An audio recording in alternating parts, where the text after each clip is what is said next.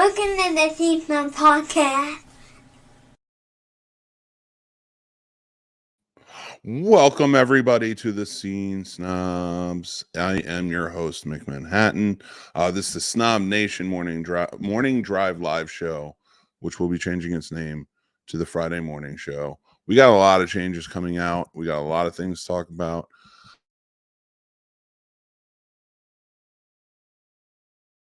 Mic test, Jesus. Right before the show started, I had mic issues. Not so much mic issues. My mic's fine. I had arm issues. Just like one of the pieces broke, so I have to hold it. Unfortunately, but you know what it is. Let's see who's here. Hey, what's going on? 3 Geeks. It's probably Jason. How you doing, buddy? And Sturdy. Good morning from the UK. Who? Are you in the UK? Really? I didn't know you were traveling. Yeah, right, man. And Paul says, good morning, Snobs Nation family. What's up, Paul? Paul, I hope you had a great vacation. Jason, Sturdy, it's great to see you, man. They have a great show tonight. Scary Snobs is back. It's horror night. It's a special night. We're trying it out on Friday. It's going to be at 7:30 p.m. Check it out before you go watch The Last Drive-In, before you get into all your Friday night horror movies. Even if you're watching the draft, maybe make sure to go check out Scary Snobs beforehand. I gotta tell you guys are doing a great job. It's a lot of fun, and I'm so happy to have them on the Scene Snobs. So thank you very much. Scary Snobs is great. We also had a great show the other day. Betting Bros came back with a draft special. So if you watch first rounds, maybe go back, check out their special, see what's going on for the weekend. Jerry says, no, that was supposed to say UK who. UK who? This joke is not translating for me over text. Just kidding. I love you, buddy. You guys are great, and I appreciate you. So, of course, everybody, if you're just tuning in or you're watching this at a later time and you see my face, some changes have occurred. I have addressed all of them in this week's episode of the podcast. You can go check that out there. So I'm not going to talk about it here. We also put out a statement and stuff. So you can go check that out. That's there. But we are going to address some other things that are going to be happening and going on. And we'd love for you to join in. Today is probably not going to go 3 hours. I'm just going to let you know. Oh, Sturdy, you meant you know who. Oh, okay. So I'm an old man, Sturdy. You say it on your show all the time. I'm an old man. I can't just be knowing what UK means. I don't know what that is. I don't know anything. You got to spell it out for me, literally. So, and you did. So it works. But yeah, we're gonna have a lot of changes. It's gonna be we're taking a hiatus after this. Actually, we weren't even supposed to be live today because my wife was taking care of her mother-in-law after her surgery. My mother-in-law after her surgery, and her mother, and she was supposed to stay with her for a few days, and thankfully it worked out to where she can come home. We love to see her. It's and spend some time with her, but it opened up the opportunity for me to come on today and talk to you guys because I do want to take a hiatus. Because we're going to reformat some things. Over the summer, things are going to be different. We're going to be throwing some stuff out there. We're going to be having some guest hosts. We're going to be having some other guests for interviews and stuff like that. I'm trying to line everything up now to turn this show into something a little bit different. Maybe you guys haven't seen before, and we're working on that. So I'm going to take some time off because Carolina Fear Fest throughout May is generally what has my attention. Again, if you guys don't know what that is, we are official reps of this convention. It's amazing. It's in Raleigh, North Carolina. You should definitely go check it out. We always have a good time doing it. There's going to be a lot of great people there. And it's a really fun event. Great celebrity guests, great vendors, great events going on throughout. I can't speak highly enough of it. There's a lot of conventions I go to that are really enjoyable and great, and I do appreciate them. And some that have been established for so long, you see the list of celebrity guests, which I know is usually the get for everyone. Me going to a convention, it's cool. I enjoy meeting celebrities. I enjoy talking to them on the shows, things like that. A lot of fun. You get a lot of really cool insights and stuff. But when I go to conventions, like I don't, go meet celebrities. I don't get, I just don't do the, maybe it is for what you're saying, Stirred. I am a grandpa. I remember the good old days of conventions when it felt a little more intimate, felt, like when you're there, you're able to do more, afford more for sure. Like it astounds me that a working person today could go to, I don't know, 2 autographs maybe, and then they're broke, and that's not their fault. So I tend to get a little upset about that. I remember the days where I could take $100. I got 5 autographs and then some, and that's only $100. Now I get you're going to go to a convention, you're going to spend some money. You should. There's great artists. There's great vendors. That's what these are for. These are basically, to me, conventions like this are supposed to be more about the whole communal process of everything. It's almost like you're going to a flea market and supporting local people who are just trying to sell the shit, really. And that's what they're trying to do here. But you got a lot more creativity at these conventions with a lot of these vendors and the things that they create. It's very cool. It is very cool to see where that stepped up for years. Vendors have always been fun, but a lot of times when you go to conventions, it was like, okay, we got some cool merch here. But primarily it was like, buy these VHS tapes of these movies that you really can't find or shouldn't find on VHS. And then, of course, transferring into DVD and stuff like that. I know I'm going a little spinning yarns, but I got a point. But for now, and like you can get in for like $20. You could go spend the day, do what you got to do, go meet some of your favorite celebrities. You would get an autograph and a picture, and you would meet them, like actually meet, not just like, stand next to them. Even after COVID, stand next to them like 4 feet away, and which always makes those pictures awkward. And I understand with everything and, like why the world is like that now, and you got to kind of stand away, and it's just preference. It's a preference for most celebrities, but I just think you lost the intimate nature of what a convention is over the years. And I go to a lot of conventions here on the East Coast, and a lot of them I've kind of fallen off from going all the time. Occasionally now I'll go. Again, it's because I'm not there for the celebrities. I'm more there for like the events. I'm more there for the film festivals when they have them, where, the film showings, stuff like that. Or, I'm there for vendors, because I like to get cool movie stuff. That's a big thing for me. So when I'm sitting there and I'm going to these conventions, and now I'm generally covering them, and trust me, I love it. I absolutely have a great time with it. Carolina Fear Fest, being part of that, has changed my view on it a bit, because now you go back there and it's like they have great guests. If you're a horror fan, there's some great guests. I mean, D. Wallace Stone. Well, D. Wallace now. It's no longer Stone. I remember those days. D. Wallace, you have Barbara Crampton. I mean, Seth Gilliam's going to be cool. I love The Wire. And he was also awesome in The Walking Dead and so much more. So that's going to be really awesome. And there's so many more. Dana DiLorenzo and Ray Santiago from Ash vs. Evil Dead. So, you're going to go and see them. You're going to have a really good time. It's not price gouged or anything. So talking about this, it's because it is more of an intimate affair. Like, we meet so many people. I've been to, and again, I'm not naming anything else, because this isn't a compare and contrast. Like, you shouldn't go to that, you should go to this. Absolutely not. People travel the circuit, and that's the way it is, and I love that. And keep going on the ones you love. And I get it. And some people are just all about the autographs, all about the pictures, and there's nothing wrong with that. Completely. I do wish it was a little. It doesn't affect me because I don't get them, but like, I do wish it was a little cheaper for people, because it's tough. It's a tough thing right now. Like, when you're charging $120 or something because you had a hit TV show or a hit movie once, and we love it. We love you in the part, but like you're breaking the bank.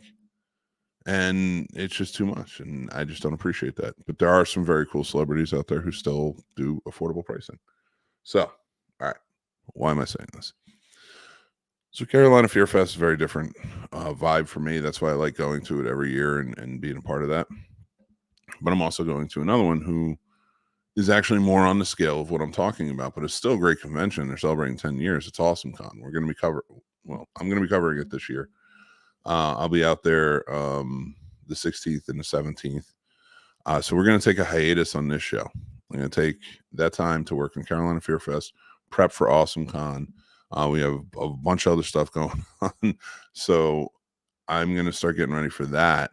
Take the time off. And you guys will be, when we come back, it will be like an AwesomeCon special where we're getting into like the guests that are going to be there, stuff like that. We do that for Carolina Fear Fest as well, a little more in depth because we are like officially are repping them and want you to be a part of it. So, of course, those are horror conversations, as we call them. You can go check those out. They're usually Thursday nights, once a month. And that will be continuing throughout the year now. But we're going to have a few this year. The few this month coming up in May. So it's going to be May. Don't mind me. I'm very tired, but I am energetic and I'm waking up and I love you people. And I just want you to know that. Do you think it will ever go back to what you loved? No. Minus the money. No. It's always because now the name of the game, and that's a great question, Sturdy. Thank you for asking that. Now the name of the game is bigger, bigger, bigger. And there's so many conventions now. There's so many.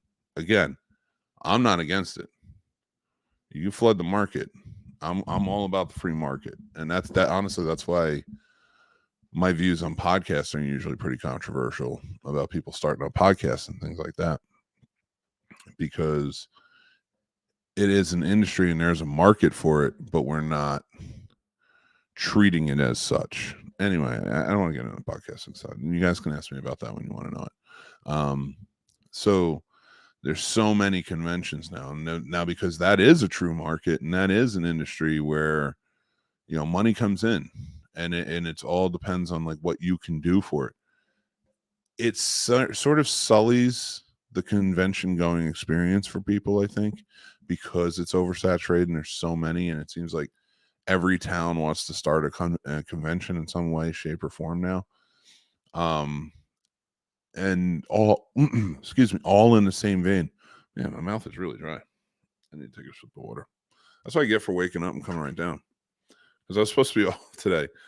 And man, did I have the longest night of my life last night. I don't know what happened, but like I went to sleep and I laid in my bed, and for the first time in a very long time, I just felt, how you like, it's like true, you fell asleep. You're in your bed. It is like consuming you. That's how comfortable you are. And it felt amazing. And I was out. And it was like the first time I've fallen asleep. Oh, what feels like years. Like it felt so good. When I woke up, I had to go to the bathroom. I woke up in the middle of the night. And I went to sleep, I think it was around 10:45 last night. My wife and I were watching the John Mulaney special on Netflix. And we turned it off because we were tired. So we just kind of passed out and went to sleep. And then I was just in that great slumber. Wake up, go to the bathroom, come back. And I go to lay back down. Still like ready to go to sleep. Like it was a beautiful feeling. But I just checked my phone real quick for the time. And it was like midnight. I was like, I feel like I've been asleep for like 6 hours straight. Like, what is happening right now? And I felt refreshed. So like then I would go to sleep. I felt great. And then I wake up and I'm like, I have to go to the bathroom again. I don't know. Maybe I drank too much water. Oh, no, I drank too much tea last night. That's a problem. It's too much sugar. Don't do that. And I went to the bathroom, came back out, and I checked the time, and it's like, it was like 12:45.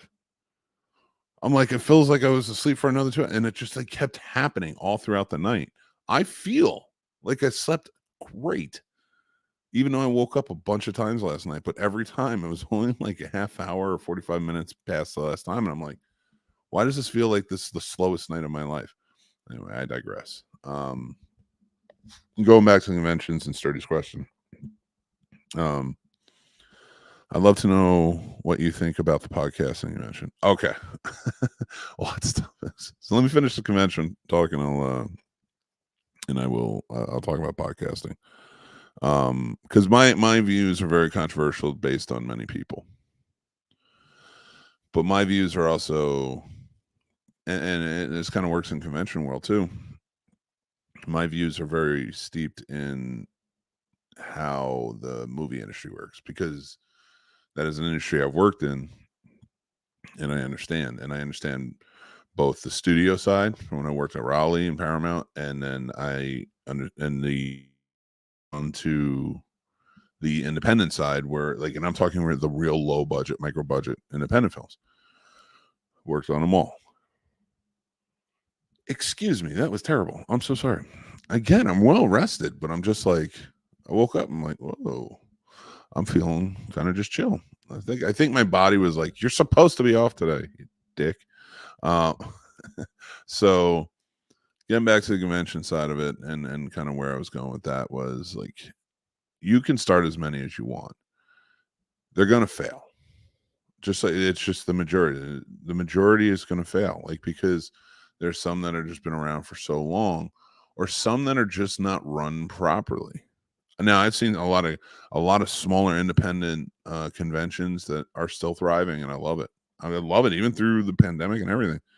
I absolutely love to see it, because they were very cool, and they're doing it right. There's one, Main Street does it. They also have another one, which is a horror convention, which we were a part of a couple of years ago, which was so much fun. They were almost like the conventions, the trading card conventions. Like, it's not like they're trying to steep themselves in come check out the celebrity, this, that, and the other thing. It was more like, come on out. We're gonna have comics, we're gonna have cards, we're gonna have this, that, and we're gonna have so many things. And then it really felt way more intimate and way more fun. And then they had we ran a couple of panels that year with some great directors, and John Russo, from the writer of Night of the Living Dead and Return of the Living Dead, and those are the things. Those are the conventions that I really enjoy now. And the bigger ones are that I go to that I really enjoy are the ones that don't swallow you up and get lost in. I think that's where you lose it, because you lose that community. Everybody's kind of trafficked around like cattle, like, go this way, go this way, go this way. Let's just do this. And then you're charging tons of money. And that's why I like Carolina Fear Fest, and there are others very much like it along the way, but the really bigger ones, I just tend to, which were the funny thing was, I started out on most of those really bigger ones here on the East Coast, and now they're too big. It's almost like they forgot who they were. And it gets a little scary sometimes, but whatever. I do love Carolina Fear Fest, though. I think you guys should definitely check that out if you're horror fans.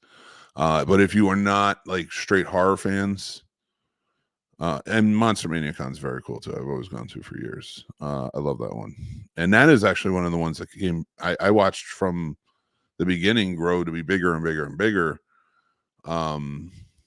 Man, I don't think they were Horrorfun, but they're in the same place that Horrorfun weekend was at, and that was a cool one because I met Bruce Campbell at that. But now Monster Mania Con kind of takes over. They only used to be in Cherry Hill, New Jersey, and we used to love going to that one. They're so good. And they still are, but it's just has become so much bigger. But now they're in Hunt Valley, Maryland too, and now they're actually, I think they're spanning out now, Oak, Pennsylvania. So it's very cool to see how they've grown. They're a high in demand. They got great guests. They always have some really great vendors. But that's one of the ones that got really big, but didn't lose that heart. You know what I mean? There's a community there. It never lost the heart of it. There's some again, not putting down AwesomeCon. I think it's great. I think it's wonderful. But it is a Comic-Con huge type. I remember going to Comic-Con when it was actually about the comics. And now it's more about the everything else. So yeah, I get into it. Mad Monster's fun as well. It's like a Southern Monster Mania. I have heard of Mad Monster. I haven't gone. And I would love to see. And what's going on, Jokey? How you doing, buddy? I can't wait to see you this year at Carolina Fear Fest. You guys put on such a great show. And I can't wait. And now, because of the format of what we're going to be doing there, I'm going to be more not in your face on it, but like I'm going to have like my camera out doing lives and stuff, so I'll be able to actually film you guys and stuff. So it'll be very cool if you, well, not film you doing your thing. You know how that goes, but like jump on with you guys and talk a little bit more. Yeah, what's going on, Jokey? There was a con we went to, small, and I loved it. Probably my favorite. Yeah, some of the small ones, man, they're a good time. I'm actually really stoked for New Jersey Horror Con. Jenna Jameson is going to be there this year. You know, it's funny. New Jersey Horror Con stepped on the scene, and I know the guys who started it. Some of the guys, and I don't know them all, but I should say I think there's like 3 of them. And actually, there might only be one running it now. Like I'm going back years. New Jersey Horror Con, which is in Atlantic City area, really stepped up. They did a great job. There's some really great horror conventions, and I should have given them. I'm glad you said this, Jokey, because I want to give them their fair due, because they've really upped it over the years, and they've gotten some great guests, and they're not. It doesn't really destroy the bank to go to this one. It's just a lot of fun. And funny thing is, I find the horror community online, especially on Twitter, primarily on Twitter, to be really troublesome. I don't know if I want to say problematic. Some of it can be very problematic, but mostly troublesome. But when you go to these conventions, the horror community is so much fun. I think when you're in a more intimate setting, once you open up the world to the internet, and it's just not fun. You don't really want to be a part of it anymore. But you go to these conventions, and if you find that vibe, like New Jersey Horror Con or Carolina Fear Fest or a Mad Monster Party, I'm going to go. I've heard of them. I haven't really been there. Creature Feature Weekend is cool too. That's a smaller one in Gettysburg. That's a cool one. As we go on, but oh yeah, we'll be there. Dead City Sideshow. Man, you guys are great. These guys, man, Jesus, they're so much fun, but they're ridiculously crazy. So if you're going to Carolina Fear Fest, I can't wait for you to see them. They got some fun things in store this year. I'll definitely catch up with you at Carolina Fear Fest. Hell yeah, man, I'll be there. And Sturdy says, the podcasters, we got media passes and got to host panels. Yeah, and that's the fun part. Like I'm so happy to be a part of that world. Then it comes back into play about the podcast I was talking about. That it's an industry, and that I think it's oversaturated, and to kind of break off and go, because I know Sturdy wanted to know some of my feelings on this is, should everybody be allowed to start a podcast? Sure. You buy a microphone, you get the equipment, you do your thing. Sure. You start a podcast. No, I'm sorry. Use the wrong word. You can start a podcast if you want to. Should you? That's the difference.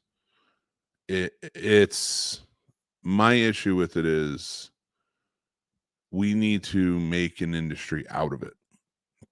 There has to be a hierarchy to it, like in movies, like in music, like and not that I don't think there should be gatekeeping to the point where it's like, you're not allowed in. You can't do this. It's just, there's some people who try it, and actually more often than not, because there's a recorded 3.6 million podcasts on the books, and only about 400 to 450 actual live podcasts that still go. And that's what I mean. There are people who've been doing this for years. I've been doing this for 12 years, and there are people who've been doing this for way longer. And now they are in an oversaturated market, have to fight everyone. And there's a lot of crap out there. you're trudging through a lot of crap. And that's just a fact. Not everybody's going to be good at it. And most people are going to be really shitty at it because they don't even really put in work to do it. They just think they can sit down on a mic and do what they have to do week in and week out, or however long they want to do it. And again, it's like indie movies. I don't mind. And if it's a good indie movie and you put it together, it's going to raise you above. But now imagine you're making an indie movie. You're putting together a good one. And then 20 other people just in your town start making a movie around the same time. And you're all trying to put it out there and you're all trying to get it out there. You're drowning in just too much. It's too much. It's like when you're scrolling through the streaming services and you can't find anything to watch. It's like, why should I watch your movie? I've never seen it. I don't know. You got to tell me. We almost need to be told what to watch. And it's almost like that's what the movie theater's jobs do, or things like that. Or in this case, like if we had more of an industry, and the cool thing is, like, we have a lot of studios that are willing to jump in and like bring in podcasts that are doing well, networks, things like that. But it's becoming too oversaturated where it's hard to get it out there. Now, should you just do it over years and get in there? Yeah, that's what you're gonna have to do. Right now, it's like the wild west for it. This is such, in a weird way, considering podcasting has been around so long, we're still very much in like the rudimentary sort of like, this is where we're at. Like, this is the content that people want the most right now. Podcasts are like the most consumed at the moment. And that's why we just need good ones. Now, with the YouTube market, Twitch market, things like that, that's a completely different world. So like doing this isn't a podcast. It's just me on YouTube. And I'm going to get to all your comments just a sec, but YouTube is a different beast, and I get that. And I'm not, and again, it should still be a market, which it actually is more of a formulated market than, it's just now you have a few different, for the video market, for the independent video market, you have a few different studios, to say the least, like a YouTube or a Twitch or a TikTok, or Instagram Reels, not Reels, but Instagram Live. You have a chance to go out there and do more and more on these different places, to different platforms that are sort of serving in a way, especially more the TikToks and the YouTubes, but even the Twitches, like, they're backing people. They're backing the better people. And I get that. And that's what podcasting needs. Podcasting needs that sort of, like, rather than a ton of huge wave of networks all over the place, it needs to have hubs where you can go and, like, they're pulling in the good and they're picking out and they're saying, no, you can still be independent. And that's just the way it is, because you're not going to get better. You know how many times I'm constantly trying to change things because times change, things change. And in just the Scene Snobs history, just the Scene Snobs podcast, right? The podcast launched in 2019, at October 2019. We're going on 4 years in October. In that time, we have completely changed everything. The technology has changed. The how our information goes out has changed. And it's funny, I'm still seeing podcasts that, and it's a lot of them, it's not any one direct, but I'm still seeing podcasts who are doing the same exact thing they were doing in first episode. And by this time, it's still boring because your tone is exactly the same, although the world's tone has shifted, or they want something different. They want some, you can be a great interviewer, you can be a great comedian, you can be a serious tone, but like really grasp them with, like, your storytelling, any number of things. But my problem with it is, it comes down to, there's so many who don't have that because they don't put in the work to find it. I think, Sturdy, to answer your question, that's where it comes from me, is this isn't, and I get that not everybody can do this as a career. Like, I've been at it long enough, and I've been fortunate enough, especially with my working in the film industry and kind of the inner workings of that, and you can that can transfer over to this really well, actually. Now, I've been very fortunate to be able to work as hard as I have at it, but it's not just stopped here. I've always worked hard at it, like, as I'm doing it. That's how I started in podcasting. I got out of filmmaking. I went and I started working for a friend of mine for his website, and it was a movie-based website, and I was writing for him, and I was producing videos, and then the podcasts and stuff, and I was like, this is amazing. And then we got into another podcast. We talked about Mystery Alpha, and we had the reunion, and then this. And the reason I'm saying that is because if you took me in that first podcast, Mary Likes Movies, and then you took me in Mystery Elephant, and that was like 6 years, and then you took me now, I am so different, because you have to change with certain things. You have to adapt. And nobody is, in the majority of people who do this, are willing to do that. And we have no oversight. We have no oversight to be like, all right, we need some to shine, because this is the entertainment.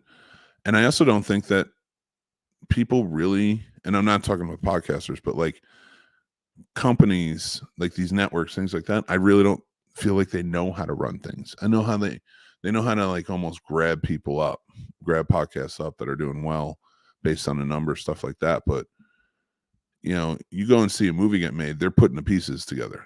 There's a puzzle, and they're putting all the pieces together. What works? What will make this a good movie? And primarily, you always know what a good movie is going to be before it goes out. Some are experimental, some you want to push out there, some directors you just want to kind of let them have their vision, and some work and don't.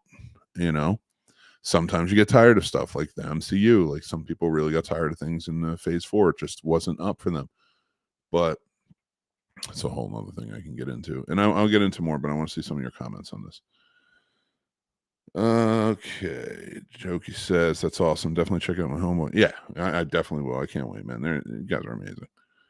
Honestly, that's my issue going live. I like to be more personal. Jumping on and answering questions is fun and all, but really, this mess here is meant to keep up scares and a level of uneasiness. Yeah.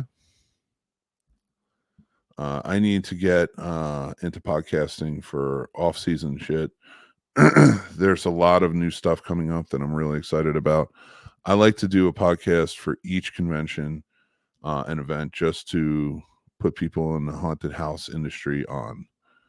And that's the thing. And I'll get to that in just a sec, because there are ideas that I have. Like, it's not like I don't say this to deter people and be like, stop podcasting, you suck. No.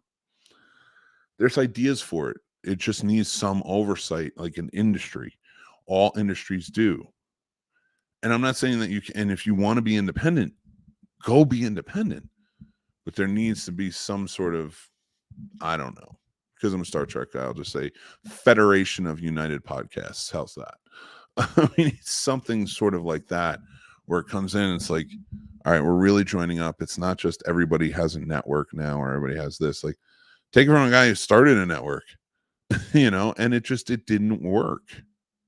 It didn't work. I wasn't an effective manager at having a network, and I realized that, and that's things I had to move on from.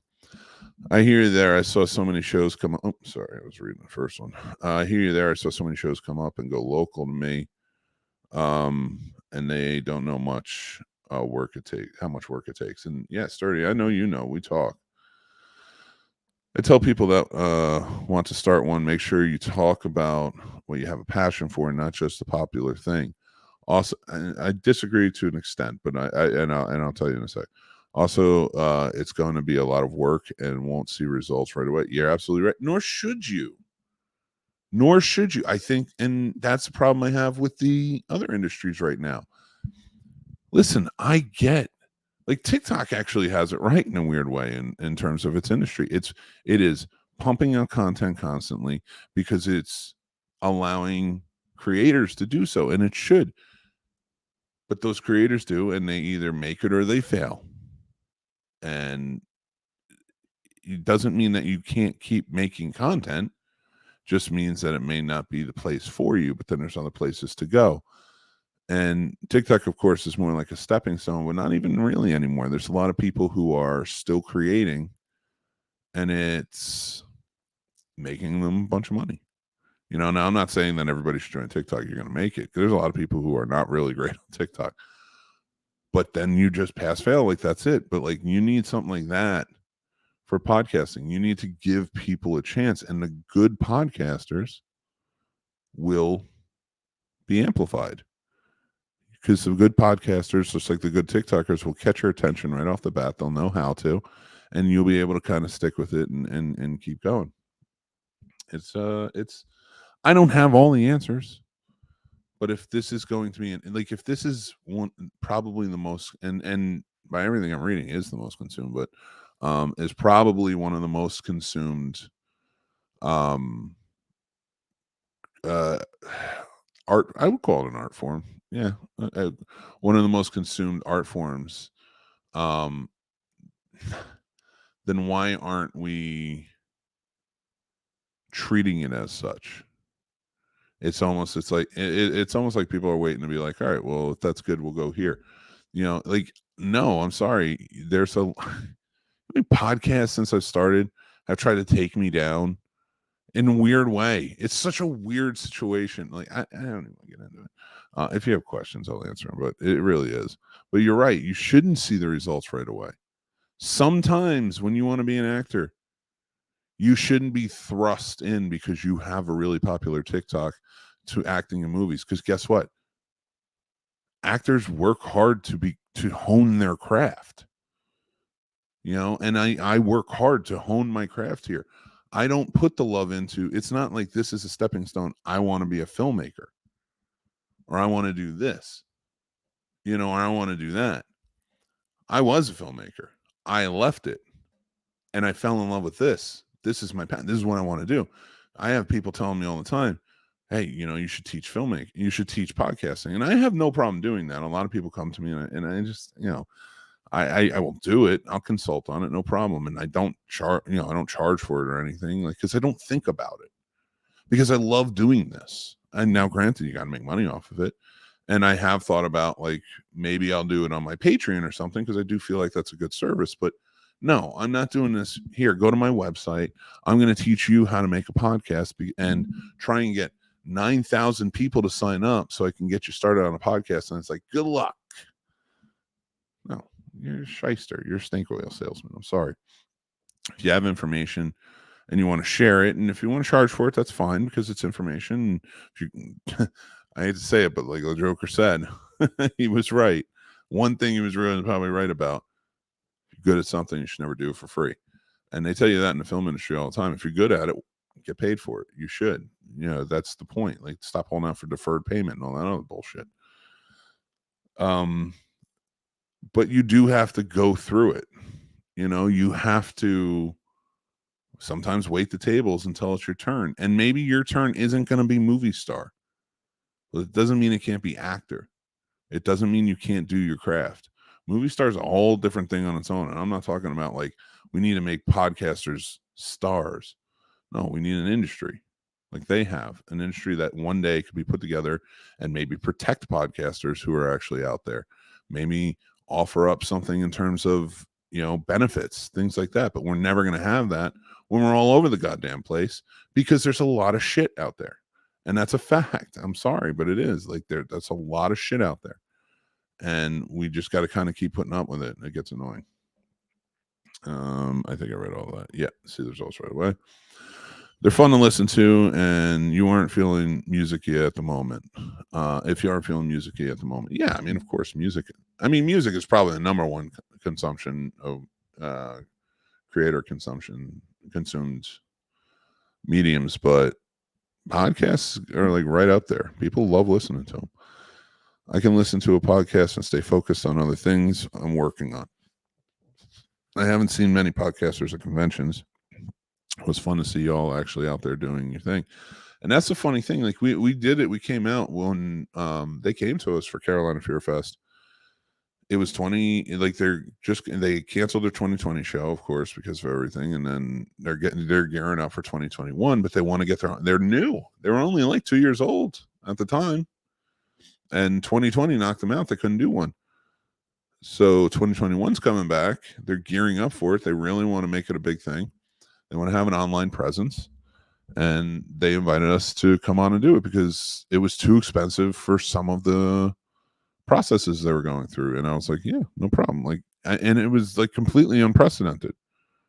And that sounds so full of myself, but I don't mean it like that. But like, you really, like you said, you don't see them at conventions like that. You see them running around, you know, hey, can I get a quick interview, and you do it on the phone or something like that or whatever. But to have like a live stream all day, let's talk about the convention. And then, like, of course, we've adapted through the years. We couldn't just keep up with that. And as we go on, it's becoming more and more, you know, but like you got to make sure you do, like, you know, I do this 10 to 12 hours a day, 6 days a week. I take Saturdays off for my family, and still, even then, I'm posting, you know, like, which is important. I do all the creating, you know, anytime there's graphics or anything like that, I do all of that, you know. And I had to teach myself all this because you get to do it by yourself, because that's the waiting the tables part. Sometimes you got to go out, you got to do your other job, you got to wait the tables.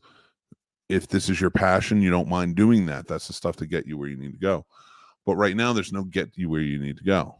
Like, yeah, I mean, there's success. There's our Patreon. There's our, you know, people joining up on that. Have been, like, it still astounds me when people sign up for it, and it's, you know, and it's always appreciated. But you know, we have advertising, we have things like that. So building yourself up is a big deal. But I also don't believe everybody should have a fair shot. There's some shit out there, and there's some assholes out there that do this, because this is also, I do feel, needs to be regulated. You know how many podcasts are out there spewing racist crap? You know how many podcasts are out there stealing other things? Now, I'm not talking about like the content side of it, because a lot of people cover new news, stuff like that, and you're all going to cover the same stuff. You're all going to, how many movie reviews are you going to see? And who do you trust? Who do you go with? You just got to find the people you like, and that's what it's all about. But it's hard to find people you like when you have terrible people out there doing this, you know, because it turns you off from it. I know I'm ranting, but it does drive me nuts. But 3 Geeks says, I'm still here just folding laundry. We love you. I love you, buddy. Well, then jump in. I love talking to you. People want fast results. They do, and you're never going to get them, nor should you. You should work for your results, and you should get better. It's improvement that should be the results that people are looking for, and that's where we're at right now. It's like, okay, yeah. And I did come to like almost like a coming to Jesus realization moment, where it was like, I was like, oh, you know, and like, because and it's so odd. I worked in the film industry, which they say is ruthless, and I was like, no, I've always had, like, there's a lot of things I ran into that was pretty ruthless, but I don't mean like people trying to take me out to get in my place or anything. You know, once you're in, you can work it and you can do fine, but you know, and granted, it's oversaturated, but at the same time, like, I got better and better, so people wanted to bring me back. The word of mouth is true.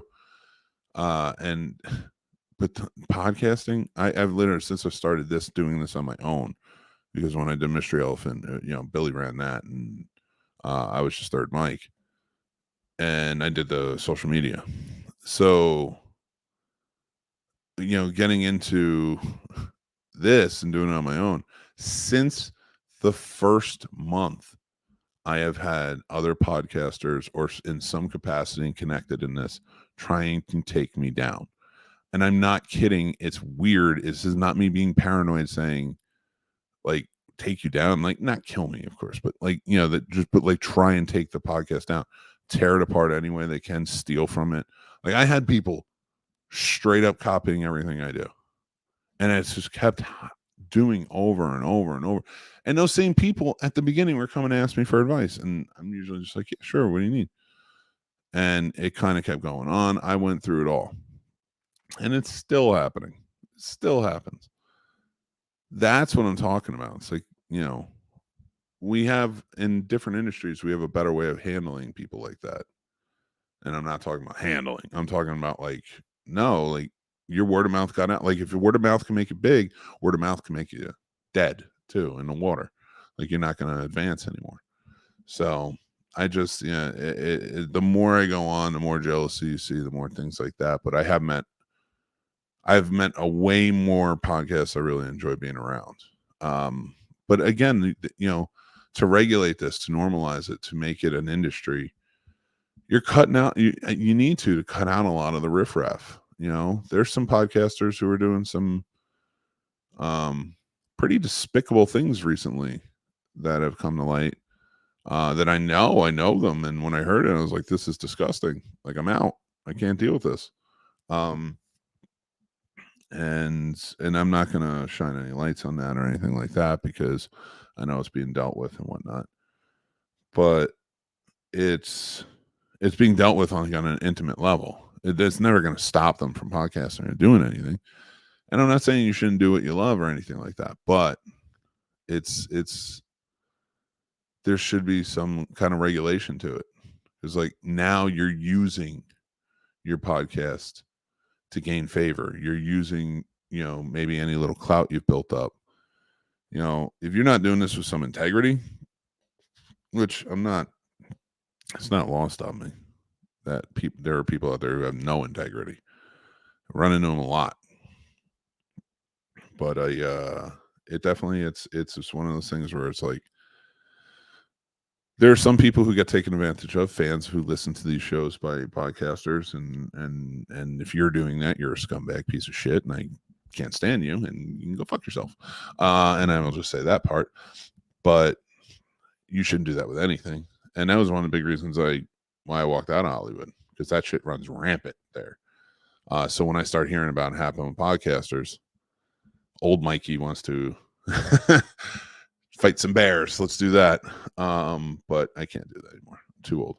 So my point being on all of this is like, we need to, if we're going to advance in any way in the world of podcasting, we need to start working at this a little bit better. We need to start doing it more in a uniformed way, sort of, if that makes sense. Like, it can't just be a Wild West free for all. Let's start a podcast and have some fun. People should be held accountable when they steal your shit. Again, I'm not saying everybody's got top 5 fucking show. I get it. I'm not worried about that. In fact, I started a top 5 show, and then 2 other podcasts, like immediately on their YouTube, started a top 5 show like the same week, who I know got it from me.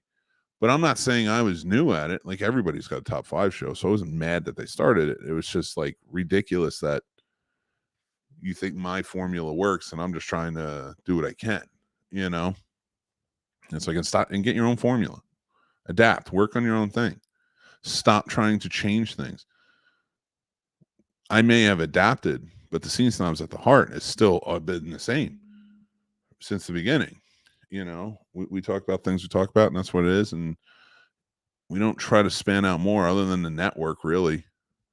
But when I started this, I was like, I wanted a network. If you ask Casey years ago, I said that to him. I was like, I want a network. I want to have a channel on like a Pluto TV, on even like a regular cable channel, and I want to produce shows that are like this, but like, I want to normalize podcasting more. I want to get it out there. I want to do that, and that was the goal. And that will happen. But it's going to happen in a different way, because running that many shows on a network and there's some great shows, don't get me wrong. But man, it kind of tears you up. Oh, Fred's here. And I actually look forward to seeing what Fred said, but I'm going to get started first real quick. The pod topic, I love it. Yeah, I don't know. It kind of irritates me to talk about podcasting. That is something I need to get better at, as is the thumbnails. Actually, Sturdy, we need to sit and talk. You're a patron, so I will make sure to give you some advice. We'll sit and talk, and we'll hop on a video call like this, and I'll show you some things. Because I can help you with the ratios for all that stuff and whatnot and what to use. Because you have some good stuff and you make some really cool, excuse my language, cool stuff. But I think you can up it a little bit with some stuff that I have. And only being because there's more tools available to you when I show you. Not that you're not talented in it. See, that is weird to me. There's so much out there. No need to hate. And copying someone's show might as well give you your show to people you're copying. It's not even so much it's just the taking of ideas, and it's like, and you don't need it because like there are shows that were established, like really well established, coming up that changed because they saw us having some success. But when they're not seeing about the successful part is, A, we're good at this. I know I'm good at this. Why am I good at this? I have no discernible talent in my life. Trust me, there's no talent. I don't have a talented bone in my body. This isn't talent. This is learned skill. I watch videos constantly, from charm school videos to interviewing videos to I watch other people's interviews. One of the best pieces of advice I ever got, especially when I started script writing and getting into it, was like, if you're not reading scripts, and not just, and like every script, not just like, hey, okay, I'm going to read, Marathon Man, and because it's a wonderful dramatic tale and I want to make something like that. Read drafts of scripts of some of your favorite movies. See what the changes were that occurred. So that way you can get in the right mind frame of like, I have to make some changes. This isn't perfect. I'm not perfect at this. And I have to change things up. If I bumble something, I go back. I hate listening to my own voice. I hate rewatching stuff. But if I know there's issues somewhere, I'm stepping in and I'm going in and I'm taking more classes and more things like that. And like, the only thing that really comes into play that is a natural thing here is that I tell myself, always have integrity, always try to do the right thing. And you're not always going to be right. You're not always going to do things correctly, and you're going to mess up. But when you mess up, learn from it and then incorporate it in a different way, or figure out how to not mess up again. There's been plenty of shows where I've messed up or it just wasn't good. And I'm like, all right, I got to make sure I have the energy the next time, or I have to do this, or I have to tackle the thing that came about. If I blunder an interview, all right, how do I change it up for the next time? How do I, one of my biggest goals whenever I do an interview, celebrity or otherwise, is I want the person I'm interviewing to say, that's a great question. If I don't get that's the great question, it drives me, like, I hate the interview. And not because the person I'm talking to, they're fantastic, because I screwed up. I didn't bring it. I didn't do enough research. I didn't do this. I didn't do that. I didn't formulate questions that would make them feel like this is an interesting thing. And so that's how I hold myself to a higher standard in that sense. A lot of people don't. A lot of people are just like, I get to talk to you because I have a podcast and I told you that I'm great, and it's like, I'm not great. I'm working on it and I need to do it. And like, when I invite people on, I'm adamantly about, you're going to come on my show. I want you to have a good time. I want you to feel comfortable. I want you to know that, like, I've worked hard to make sure that this is going to get out there. People will see it. We can promote what you want to promote. I take all that stuff into account. A lot of people don't. And it's sad. One of the big things for me, it's, as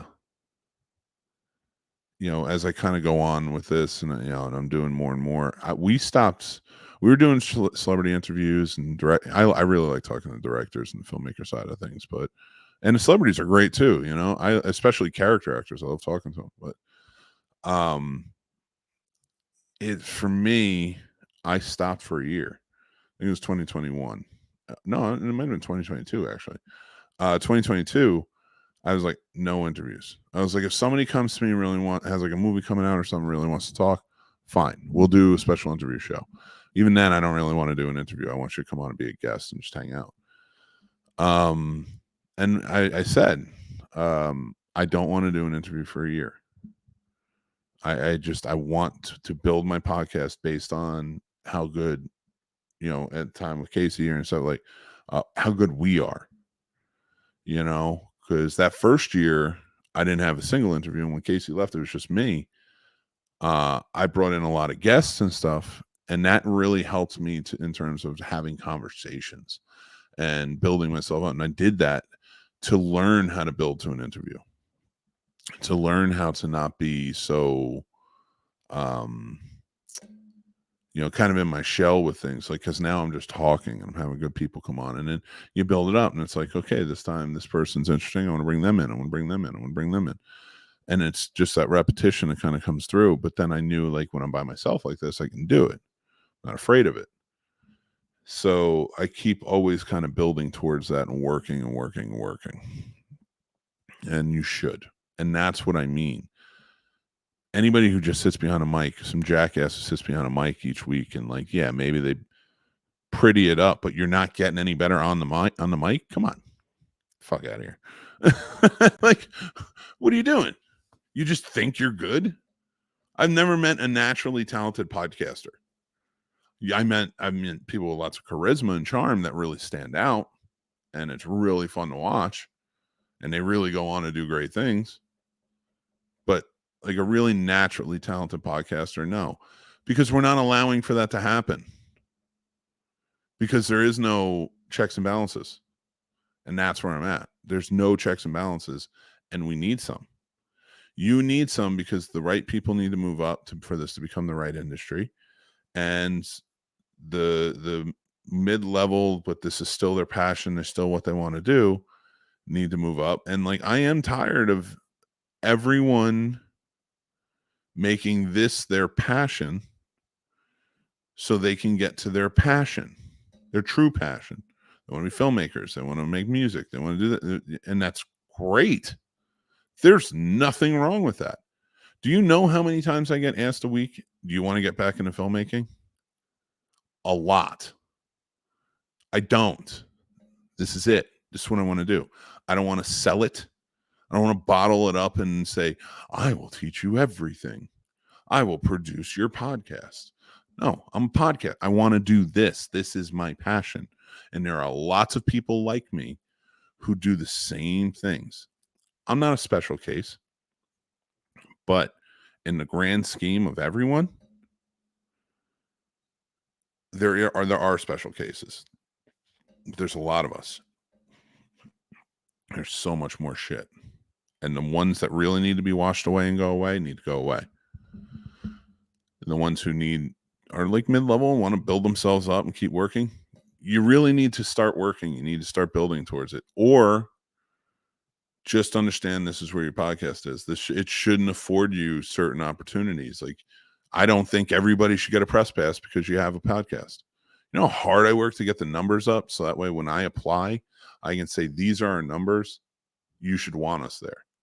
And that's the way these conventions and these film festivals things should feel. We want them there. They are going to promote. They are going to bring bigger things. And even if even if they don't have the full numbers, I'm not saying it has to have, like, meet a certain number criteria. I want to know, if you don't have the numbers, is this something you're passionate about? Is this something you want to bring to it? Do you want to build this awareness? Are you good at it? That's the way it should be. There needs to be checks and balances. There needs to be that thing that really makes us kind of keep going and getting better and better and thriving industry. All right. Yeah, be yourself. A lot of people can't do that. Fred, I've been waiting on this one. Let's see what you had to say. I have a new top 6 show. It is called McManhattan's Top 6 Rom-Coms with Fred, but I thought of it all on my own. Fred, you should know better than anybody how it works. Come on. You know. There are people who do it, and it is what it is. And again, like, the top 5 thing is, like, I can throw a stone and hit 7 billion top 5 shows on YouTube. And I don't think that's a bad thing. I don't think that's a bad thing. There are certain aspects of, of this world, within this entertainment world, in this industry, that are going to just exist. Nobody wants to watch your top 100 show unless it's a show that continually goes through, and then maybe each show, say you do, oh, hey, this is the top 100, I don't know, this is the top 100 horror films, foreign horror films, right? And then over the course of, say you do 5 to 10 an episode, and that's what you cover. And there you go. You got 10 episodes, or you got 20 episodes where you cover that list in depth. Do your research. But that's just it. Don't just watch them. Don't put together the list. Do your research. Jesus. And if it's okay if you mess up the first episode. We did Warp Factor Fiction. The first 2 episodes are dog shit. We did them back to back, right? In the same thing. And they're dog shit. We just, because we're learning, and you're still learning. I still learn when I do this stuff. But we love Star Trek. We want to talk about it, and that's what it was. And we covered the first season of Enterprise. I think it was fine, but the second and the third and fourth episode, which covered the second season, was so much more conversational and better, because we realized after that first one, we're like, I don't want to do this. I don't want to just talk about each episode. I want to get in depth. I want to talk about the characters. I want to talk about what's changing, what's happening here. The technology, the things like that. And even now, like, Casey's gone, so I've had to adapt, and I'm adapting it into a new way. So next season that we cover next month is going to be, I think it's going to be an interesting one. We'll talk more about that once we get there, but I think it's going to bring a certain thing to it, because I've had to adapt, and it's what you got to do. And listen, there's always going to be rewatch podcasts. There's always going to be, actually, I am, if we can, one of the things that I can't stand is all the celebrity podcasts. So if people are sitting there thinking like, oh, he hates indie pod. No, it's not it. Most of them are celebrity filled podcasts. I don't think they have a place. There's some celebrities who are very good podcast. Dax Shepard does a great one. But he adopted. He came over, and he wasn't like some other celebrities. Like, he came over and was like, all right, this is what I want to do. This is what I have an interest in. He's a recovered addict, and he was like, I want to try and talk to people about it. And I have some influence, and I have some knowledge in this, so I'm going to do this show. And he put it towards some celebrity interviews and things like that, where they really get in depth. Michael Rosenbaum, another great one. He's dealt with a lot of abuse and trauma in his life, and now he's trying to work through his mental health issues by doing these interviews and normalizing mental health through the eyes of celebrities. I love it. It took their personal issues, and they came in, and then they took their performing abilities, and they do such a great job. Then you have some that are just like, let's rewatch our old show and talk about it. And it's like, yeah, right. I was like, I tend to like the fan point of views more than I do the insider information, because like you may get a fun story that day, but it might be dog shit. They do that with a lot of things now, and then there's other celebrity interviews where it's just it's god awful. So I'm just not a big fan of them. I changed the way I do interviews. I tell you off air, and it honestly helped a lot. I will tell you off. Yeah, I would actually love to hear it. Podcasting makes me happy. I love this. I get to talk to amazing people about something I love. I don't know what is better than that. I mean, and for everybody, it's different. There are people who are like, I don't ever want to do a podcast. I want to do this, and it might be accounting, and that's what they're into, and I fucking love that. I think that everybody should have something like that. I love the Boy Meets World one. Wilfredo cracks. There's such good talents. See, this thing, like I listened to the Talkville one. I listened because I liked Smallville, but even then, it's like, and I've listened to the Boy Meets World one, Pod Meets World. Sorry, they stroke their own egos. The whole thing is stroking egos. I like these celebrities. I think they're great, and I love talking to them. But I'm sorry, your show is revisiting your nostalgia of your past experiences And that's great, but it's a lot of stroking egos. I mean, if I'm going to listen to your podcast and you're going to recap something, yeah, you could talk about things you maybe didn't like, but let's talk about the things you didn't do on, or you messed up, or how you would do it now. Like, change it up. This never gets changed up. It's just ridiculous. Honestly, it's like the first episode of Warp Factor Fiction. It's just kind of like, oh, we talked about it. Yeah, it's stupid. Yeah, I love podcasting too, Sturdy. Jason, I think you're one of the ones that should quit. No, I'm just kidding. I am kidding. Kidding. And again, I'm not even saying people need to quit. This has nothing to do with you, Jason. I love you. You know that. And everybody check out 3 Geeks podcast. Check out Matt Talk. Check out Harvester Sturdy. Check out Fred's podcast, Happy Hour, with Scott Silverstein and Fred Carroll. Very informational, and like that's one that deals in addiction. That's one that deals in mental health awareness, and so much more. And I love that.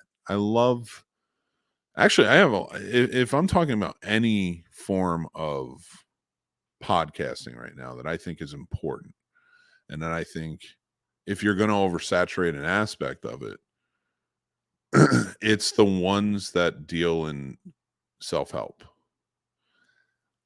I don't know that I necessarily agree that there's people out there who should start a podcast and talk about mental health on their own, because maybe they're just interested in it, but they're not doctors. Because you should never give advice, but you can give advice on how you maybe dealt with something, and then people can find off of that, but you should always have a differing opinion too. Let's see what Jason said. Podcasting has taught me how to talk to people. I used to be very, very shy. Well, that's good. And that's a big help. And it is. And you guys have been doing it a while. So, I mean, again, you trudge through. But the one thing you should always be asking yourself is, am I getting better? Not, am I doing better? Not, are my numbers up? Like, you can ask those things from a business aspect. From the business side, I have to find that out all the time. I have to build it up and figure out what's working, what's building up my audience, and what am I talking about? Where do I go with this and stuff? Like, how do I change things up if it's not working? What do I just drop and not do? Things I've dropped, shows or segments or bits, or where it's just like, never touching that again. And there's some people who are like, oh, I thought that was funny. Yeah, but many people did not. So like, I had to drop it because this is a business, and I gotta make sure it's working. Like, if I'm not grabbing new audience members with, like, not characters, audience members with it, then it's not working. And it just, I need to take note in that. So, yeah, if it's helping, but you have to always be asking yourself, am I getting better? Or am I engaging people? Excuse me. One of the worst things in this industry that you can do is become stagnant or complacent, because you're not asking that of yourself, or you don't want to believe you're not good at it. There's a lot of people out there who don't have the natural charisma to do this. And you can learn that. You can. I'm sorry. I've seen it firsthand. You can learn how to do that. Sometimes you have to force yourself how to do it. But I see so many podcasts, pandemic podcasts especially, that started and are still going. And you're still the same exact people you were when you started. You're still doing the same exact thing you were when you started. Even through hiccups or this or other hosts leaving or other this, that, and the other thing, you're still remaining the same. You're not adapting to it. It's just like, all right, well, I'll just figure it out, but I'll still do it the same. It's a formula that works. It doesn't work. I don't care how many listeners you have, how many downloads you have, how many viewers you have, how many subscribers you have, followers, the whole nut. It doesn't work, and it's going to die out. You may see some little successes here and there, but if you're not adapting, you're not changing, you're not moving on, good luck. And I that's like my own mental health had to handle that, because again, I see so many people come into this, so many people, for the wrong reasons. And I'm like, this is my passion. And you want to do this to what? To do nothing. Like, I don't care if you do live videos. I got a buddy of mine who doesn't have a podcast at all. He's a filmmaker, makes some movies I really enjoy. He's got some good ones coming out. He's got one coming out this year, and he's going to start filming another one next year. And Dave Kerr, he started taking to Facebook Live nightly because his new campaign he's building up. And now yeah, that's a whole different beast, the digital marketing. And that was one I really enjoyed getting into, and I love that aspect of all this. And learning all of this stuff and understanding it and what works, what doesn't work, and you pick up things along the way. People give you tidbits, or you read, or whatever else. I see so many podcasters not utilizing social media. I am on everything. I may not utilize everything because I do realize there are certain things that are dying out, but I still hold on to it. I always keep my name. I always make sure I get my name on everything. That's why I'm on everything. And you go through and you have to figure out what works and what doesn't work. And sometimes those algorithms change, and you have to learn learn how to work everything. But if you're not keeping up with it, you're dead in the water. TikTok, I think I'm probably most successful on. And who the fuck knew? Like, who knew that would be it? 41-year-old man on TikTok. When I started that, I was like, I think I just sold my soul. But now I have fun with it all the time. It's a good time. But I'm also there for entertainment purposes. I scroll through, and I'm always scrolling off of people who start bitching and moaning, or start giving the same inspiring quote over and over again. That. I'm like, I need to be entertaining. And I'm not even as entertaining as a lot of people are. And it shows. But that's that type of, like, those are the checks and balances of, like, not everybody's going to make it on here. Not everybody's going to make it on Instagram. I try to utilize as much as possible the YouTube shorts, things like that. And it's important for you guys to do it. If you want to do one of these. Now, one thing I found, corporate podcasts, a lot of businesses are starting corporate podcasts to literally just talk about the corporate culture, talk about things that are going on, and it's only internal. Like, it's just they send it to everybody who works for the company, and that's where you can listen to it. Or I'm sure I shouldn't say it's only internal; it's probably out there, but they're not expecting this to be this big thing. But they're investing in. We want to get information out there, and people listen to podcasts. That's so smart, and we can do that here too. We got to charge through the shit, though. We got to get rid of it. That's how it goes. Fred Carroll says, not shy with women. Nah, Jason's the man when it comes to that. I need to get advice from Jason on how he talks, because he's always good with a lot of people, talking to people. Not women. I don't need advice on that. I'm very happily in a place where, oh shit, I'm live. I was trying to get over to my thing there. All right, so let's switch gears a little bit. I'm going through, and let's get off podcasting, because if people want answers from me or they want to talk about it, we can talk about it. But that's boring. I'm boring in that sense, because now I'm just like sounding like an old man bitching and moaning. I don't want to do that. I want to have a good time. This Friday morning, it's a good time. I want you guys to have an amazing day. So let's talk about it. Let's get into the news. I got some stuff up here I want to talk about. And that, for me, you know what? Actually, one thing I do want to really talk about. So, all right, I don't care. I don't know if I should say I don't care, but there are plenty of people who step in and they go,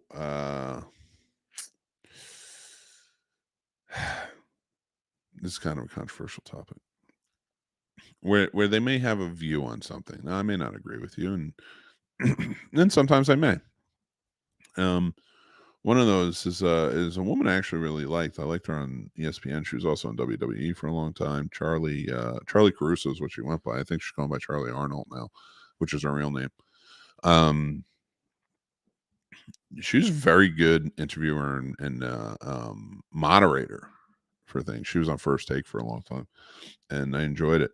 And she had some controversial views on ESPN airing this special on this on a trans woman who was competing in it was either diving or swimming, and she was dominating the sport, and her views are not unlike many others in terms of trans women shouldn't play sports of the gender they identify as, because it gives them if you were born biologically a man.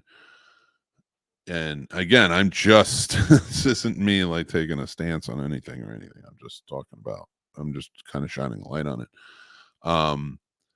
Talking about those things and her stance is that they shouldn't be allowed to play. And that sport, like if you're born biologically a man, no matter what transition you're going through, they feel you should go back and play against men. I'm not saying that's my view. That's I don't know. Like I'm honestly gonna say, like, I don't know what my view on that is. I want more science on things because and well, I'll get to that point in a second. But so Charlie Arnold was against. She has those fans, and she was on ESPN. ESPN didn't agree. They parted ways. She left, and now she's on Fox News. Here's where that pisses me off. And this happens on both sides. Like, like Megyn Kelly, who is a very hard-nosed type of reporter and very opinionated. And I don't share in a lot of her opinions, but opinions are opinions. She left Fox News because she was pissed off in certain things that were going on there that were controversial for that party, for that red party. And then she turns around and she spoke out against it, and then she wound up leaving, and then she wound up going to NBC. And goddamn, like, say what you will, you don't have to like her, you don't have to like her views, you don't have to like Fox News. I'm not saying any of that, but goddamn, when a company hires you on and then treats you the way they treated her, that's a piece of shit company.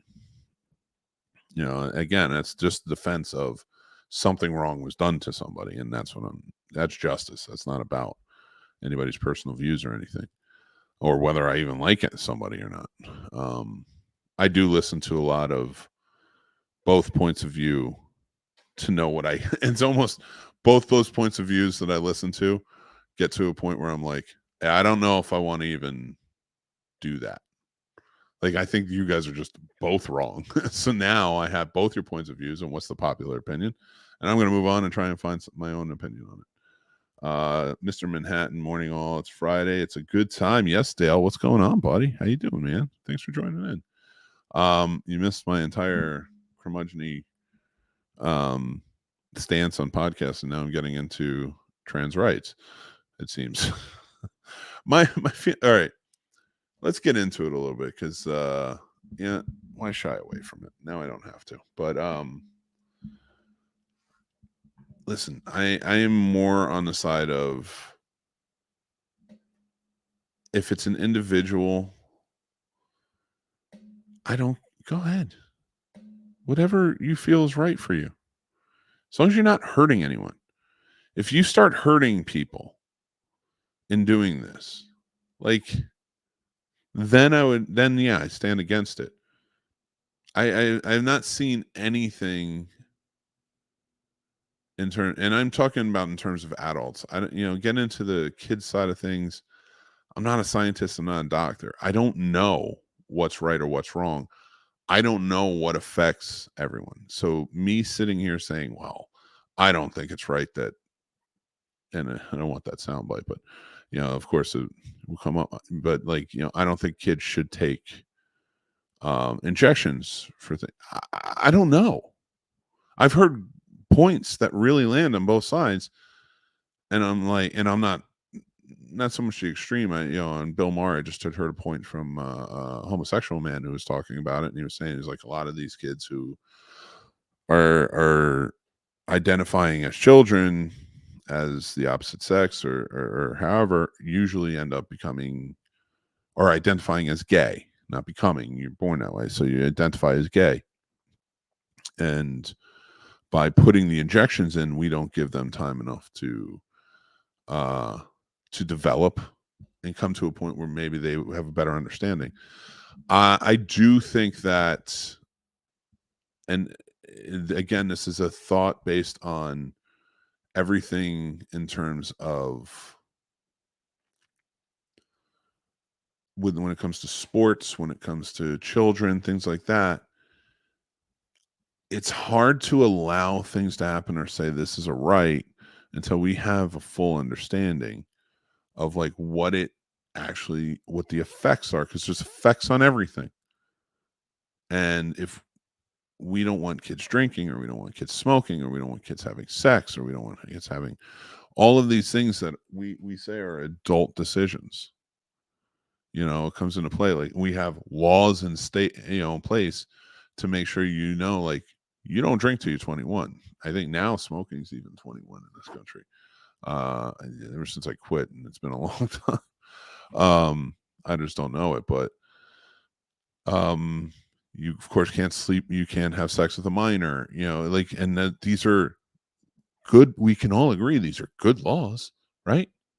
We are well aware. We're at least self-aware to know, like, these laws put in place. Excuse me, it was terrible, but these laws are all put in place for very good reason, because there's a lot of people who would take advantage of those laws, especially the sex with minors part. Like, there's just way too much of that you hear about, especially with teachers in a weird way. But it's odd.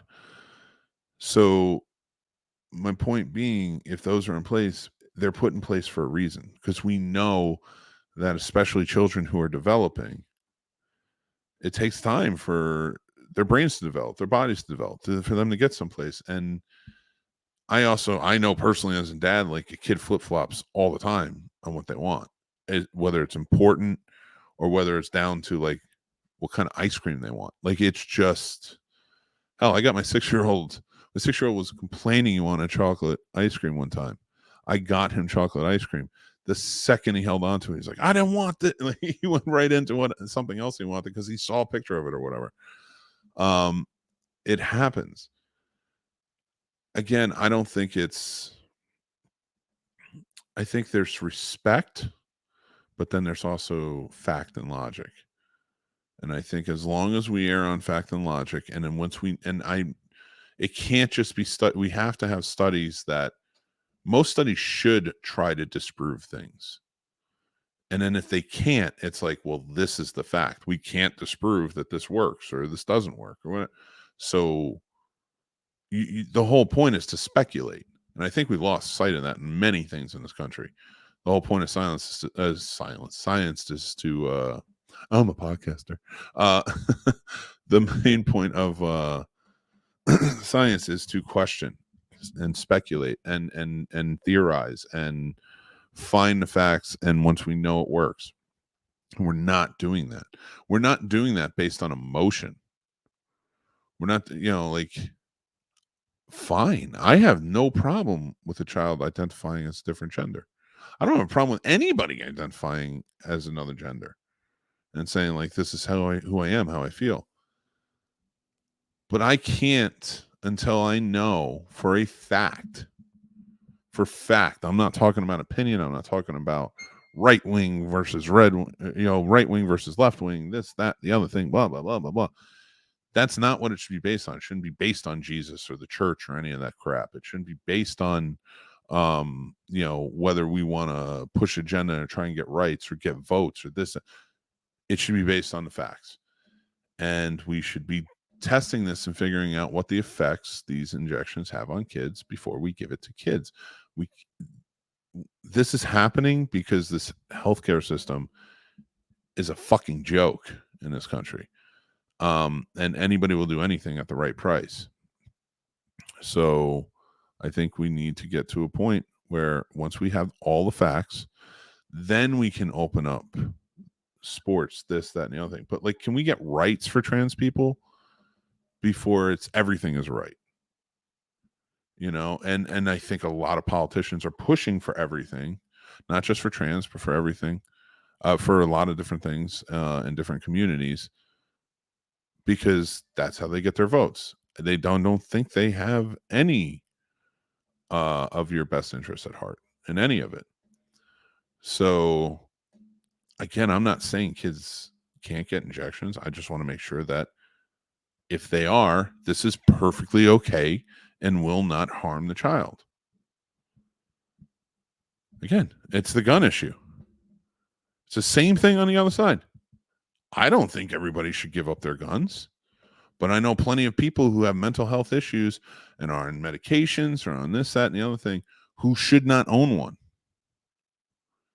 And that makes the ones who are practicing and putting into practice gun safety and things like that, and responsible gun owners, they're the ones fucking it up for you.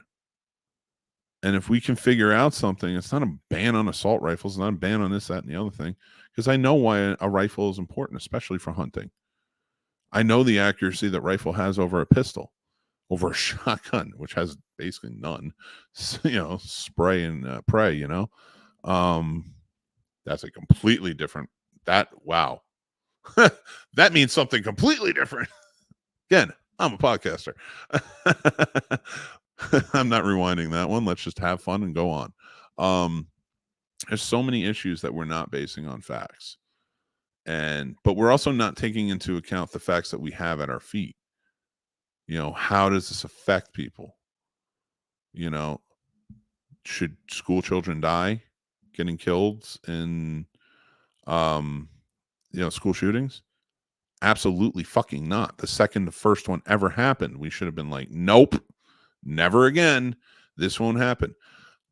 I don't think that the resolution is less guns. I don't think the resolution is take away guns. I don't think the resolution is ban on this, that, or the other thing. I think the resolution is let's sit down, think about it, and figure out how do we stop schools from getting shot up. Stop with the prayer, stop with the bullshit, be the fucking politicians that we fucking voted for, get in there, do what's right for the people, because you are not doing what's right for the people in terms of kids getting killed. Now, we're going to go back to a lot of different issues on this, and that, of course, is one I'm very passionate about. And I'm very passionate about that because I have a lot of friends who lean more towards the red. I have a lot of friends who lean towards the blue. Whatever. Fine. I don't give a shit. Both sides are assholes. I don't know why we revere them. Politicians should not be revered. Politicians should fear us. Figure it out. Come on. We should know this by now. And, you know, with inflation and everything else and all the shit we got to suffer through, how do you not know that none of them give a shit about you? None of them. You know, and it ain't just red. I can get into I could complain all day long about that stuff, but I'm not gonna. Jesus, I just think about like Donald Trump is running again. Now Joe Biden's running again. DeSantis is probably gonna put a bid in. There's a few other people, and I get it, and that's how the process works. But I'm like, is this really our best option? Can we not get a fucking Jefferson Smith? And if you don't know who that is, watch your movies. Figure it out. Can we not get an Atticus Finch type? I don't care, man or woman, whatever. But like somebody with integrity and the moral integrity, but not moral integrity based on what Jesus told us. Like, actually, scratch that. I'm cool with whatever Jesus told us. Not moral integrity based on whatever these fucking idiots are pandering in their house of worship. I'm cool with Jesus. Go with Jesus all day long. He had some cool teachings. But I just, as we go on, it's so vicious and it's so much hatred that it just kind of, it kicks you in the ass. Like we need to deal in facts. Do these injections hurt children? Yes or no? If you don't have an answer, then you can't give them to children. Are children dying in schools due to gun violence? Yes. Now, I'm not saying we shouldn't work on all. I mean, in this day and age, this country should not have a starving child, but one step at a time. Even though none of the steps are being taken, but whatever. Should we have children getting killed in schools? If your answer to that is, well, I don't know, then you're a fucking idiot. The answer is no. And if you're an adult who can hear, see, or know that a children was killed in a school and say, well, I don't know, because you want to own a gun, go fuck yourself. Again, not against owning guns. I grew up in a house with them. Responsible gun ownership. I get it. I also know many, many people who say responsible gun ownership and do not practice responsible gun ownership. You know how many bars since I'm 18 I've worked at? And I've always seen people conceal carry in a bar. Way more than one. Especially when I moved down to Virginia. Everyone was carrying. And I'm like, really? You're drinking heavily. It's ridiculous. Again, it just comes back to like what I was saying with checks and balances. Where is that at?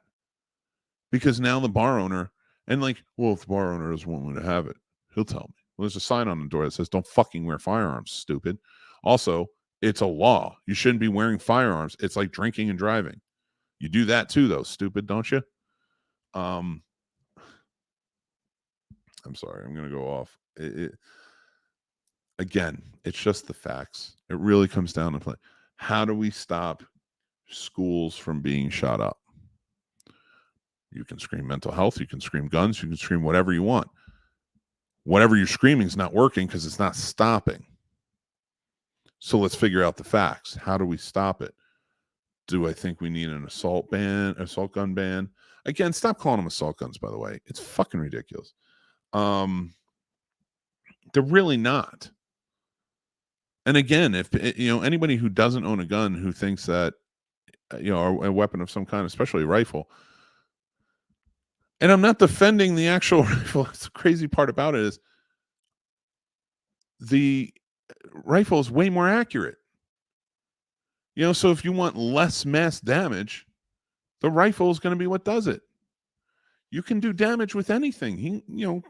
These people can go in with a handgun and do damage. They're not going in there with a certain type of gun and making sure it gets the job done. Any bullet will do it. Especially when it comes to kids. So we need to figure out how to stop that. How do we stop that? I don't have the answer, but we need to figure out the facts and figure out the answers. And that's what it comes down to. Let's see what some of your comments are. I'm sure you guys are done with me. Let me go back to right where we were. Dale, don't do it. It was terrible. The whole first half of the show was terrible. Don't do it. No, I will give you a recap on some stuff, though. The sports thing, I agree with. Think of boxing and MMA. Yeah, I'll get back to the sports thing because I want to talk about trans rights. Let me get through the comments, though, real quick. I agree with get the facts.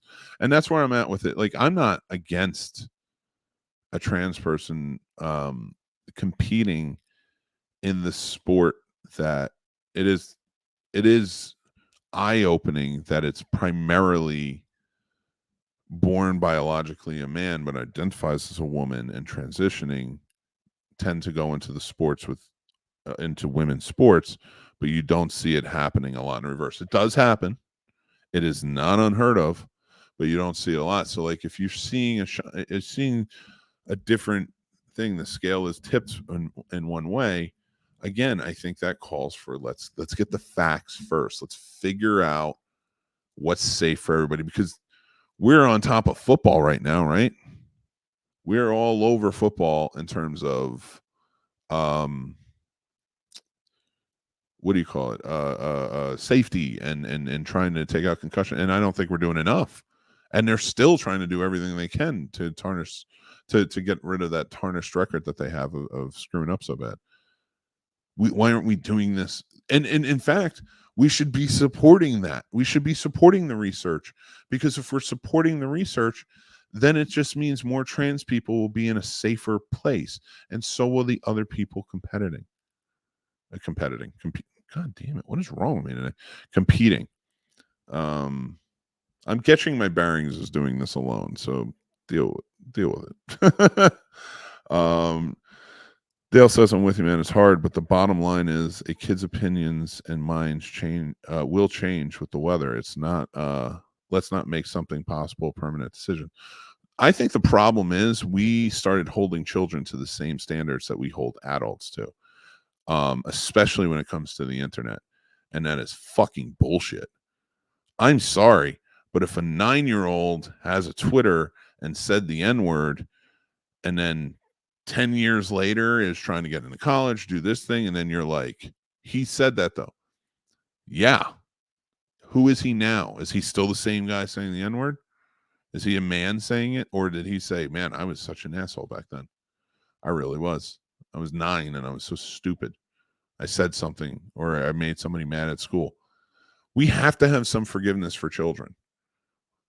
We can't we can hold them accountable to a degree. But if we're holding them accountable 10 years from now when they're trying to enter into adulthood, and this comes back to my point about like Charlie Arnold going over to Fox News and stuff, what you're creating there is not somebody who's learned and that we should celebrate having made changes from when he was young doing something stupid. And saying, oh, he recognizes that was bad. Now we're holding him accountable for something he did when he was a child. He was underdeveloped and didn't know what was going on or how to play into it. And now when you're holding him accountable, what does he do? He goes to the side that supports him. The racists, the assholes, the things like that. Because that's what we're driving to. And that's what happened with Charlotte. She didn't agree with something. She spoke out. Fine. You have an opinion. No problem. I also think that you should not speak out unless the facts are there. And you don't have them because they're not there. Because we're not doing proper research. Yeah. You have some doctors being like, it's not a big deal. You have some doctors saying, no, this is a massive deal and this could be a problem. But they're not getting together and working, and they're not basing it on facts. They're basing it on opinion and what it could do. Now, it might be an educated opinion because they're doctors. It might be because of money. We don't know anymore. That's the problem. How many times was Fauci called into question by Congress because they didn't want to believe what he was telling them? They didn't want to believe in the facts he was telling them. Let that sink in. And that's what we're doing now. And we have the media because they want sound bites doing this shit. And they're running to Fox News if like they're getting attacked at ESPN or vice versa or everywhere else and this, that, and the other thing. And it's all a goddamn mess. There's no integrity in journalism or media anymore. Another reason I have more of a high respect for podcasting and, YouTube videos, things like that.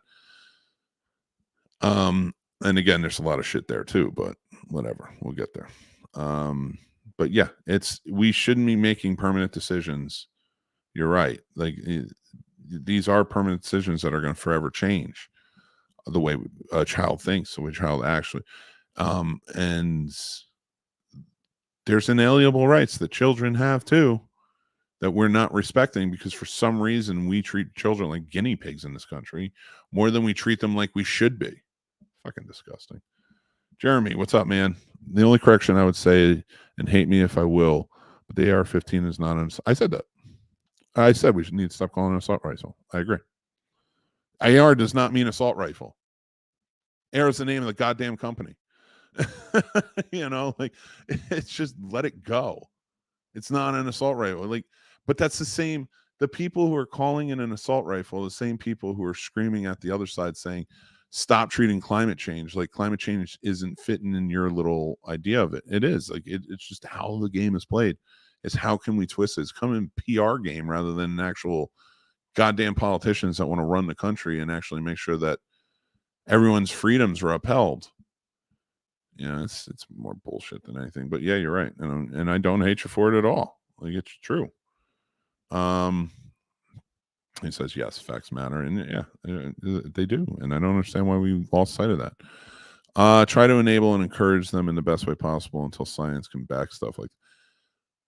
Exactly. I don't care. Like if my son came to me and he says, I'm a girl, like I feel like I'm a girl, like that's, and was telling me this, okay, well, I will respect you. I will do my research on how to work with you on this and work on this. But personally, if I'm making this choice, no, I cannot let you get injections. And this is as a parent. I do think it should come to the parents too, but with facts. Parents shouldn't jump right in to make their kids happy. That's just not the way it works. You shouldn't do everything to make your kids happy. Your kids need to learn disappointment, because guess what? Disappointment builds fucking character. And look how many people have no fucking character today. Again, let's go back to the first hour. Listen to some podcasts. There's so many people with no character. There's so many. And it's right there. If you learn how to read somebody, it's right there. You can tell right off the bat when somebody has no integrity or character. And you should make those assessments. That's how it works. And if we don't hold children accountable for things that they do, their actions, both good and bad, you should celebrate the good actions. You should talk about being proud and talk about the things that they do that and supportive in those things. And then when they do bad or it's just something you need to deny them at this moment, whether it be an extra chocolate candy or something, or because it's too late, or they brush their teeth or whatever, all the way up to I cannot give you these injections right now, not until I have the facts. I know you're disappointed. We'll work on it together. I'm standing by this. Let's talk about it. Let's really have a discussion about it. Let's find out as much as we can. But until the facts are there, I'm talking full facts, definitive proof of what this does. We watch pharmaceutical companies have commercials that rattle off side effects that are as long as my arm. I'm 6'8". I got a long arm. And they'll rattle those off because one person may have suffered from something like this. And that's justified in my opinion. But it's like, no, give kids injections. No, not until the facts are there. Not until we know what it does. And then once we know, and if it goes the other way, fine. I got no problems with that. I have no problems. I believe in trans rights are human rights. And I agree with it wholeheartedly. And I don't, and you're an asshole if you judge it. I don't give a shit what you think. You're an asshole if you judge. And I'm talking about adults who are transitioning, even kids who feel that way. Like, stop judging. Shut the fuck up. Just shut the fuck up. That's the world we live in. Everybody doesn't realize we can just shut the fuck up. I shut the fuck up all the time. Sometimes I don't. This is my show. I can do whatever I want. But most times if I don't know what the hell I'm talking about, I shut the fuck up. Do it too. It's really fun. It's like, oh, I didn't know that. And then you learn something. And it's great. And yeah, I sound condescending when I say it, and most of you this doesn't really go towards, but just in case anybody stumbles upon it and happens to be one of those people, shut the fuck up. Go get a nice tea, get a smile on your face, learn something, or be ignorant. I don't give a shit. Just shut the fuck up. You don't have an opinion. You can't argue certain opinions. When it comes to trans rights, if you don't know anything about trans people, how do you have an opinion? If and when, which I don't think this is ever going to happen, but if and when we learn that, trans people are evil. Again, don't agree with that. I don't think that's true at all. And I've seen nothing to back that up. Even though they want to push that. But if and when that ever happened, if that was ever a fact, okay, then it's a fact, then we'll deal with it as it comes. But that's not true. So shut the fuck up if you don't understand it. And I'm going to keep saying that until people actually do shut the fuck up. All right. To enable, yes. Science stuff back. You should. Jeremy says, I came in late, so I may be missing some information. I doubt it. It's been pretty surface level. I personally do not feel the issue is firearm. It's the mentality of the person. I do think, because our healthcare system sucks. We don't deal with mental health issues. We don't deal with bullying the right way. No tolerance is not a way to deal with bullying. Bullying. I'm pretty sure I should have just taken a day. I can't talk at all. I am good at this. Jesus Christ. I don't know what's wrong with me. We don't take the time to deal with anything in this country that can help. There is a serious gun issue.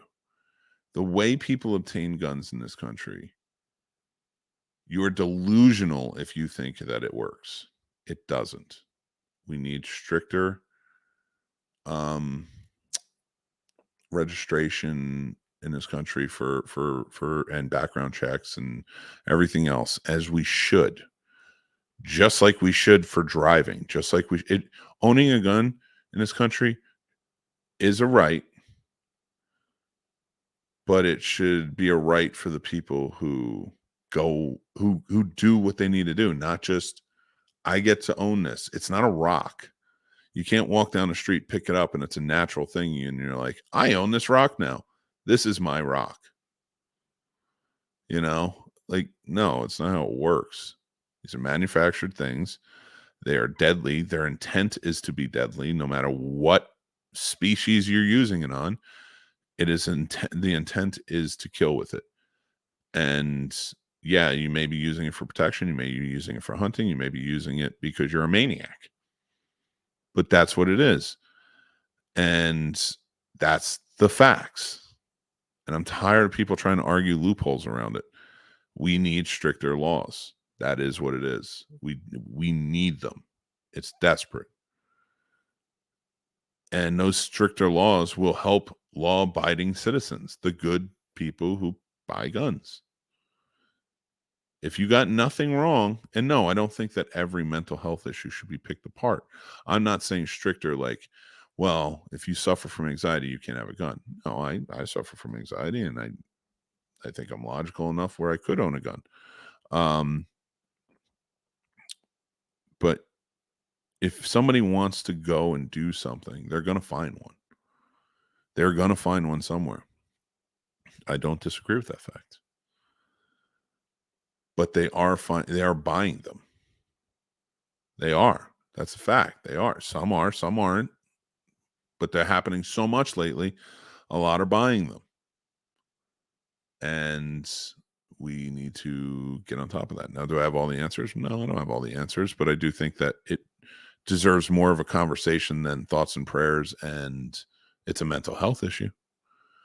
Yes, it is. So let's talk about both aspects of it. That's the problem I have, is that then nobody wants to open the fuck up and do what they need to do and have a talk. And kids are dying, and we're not stopping it. We're making it a political issue. How the fuck do you go from children,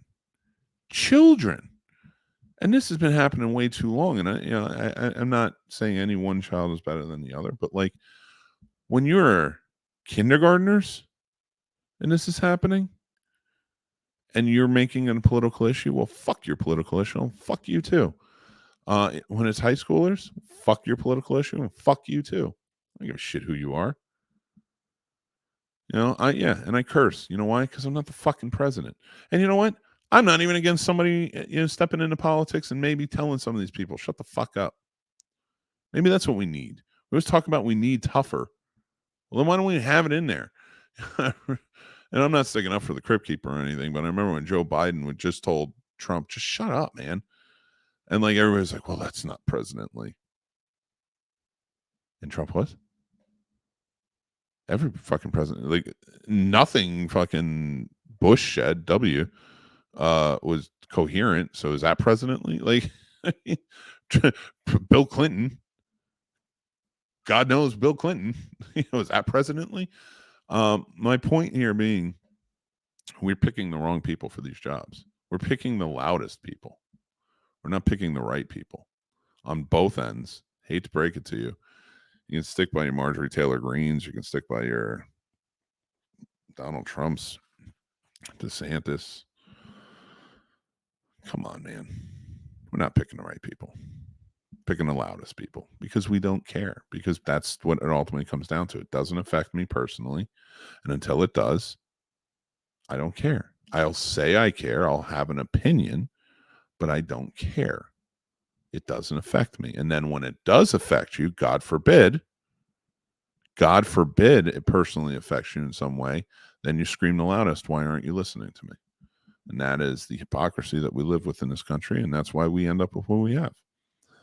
All right. And that's why the moral decay in this country is going downhill. And I'm not talking about it from a religious aspect. I'm talking about from an integrity aspect.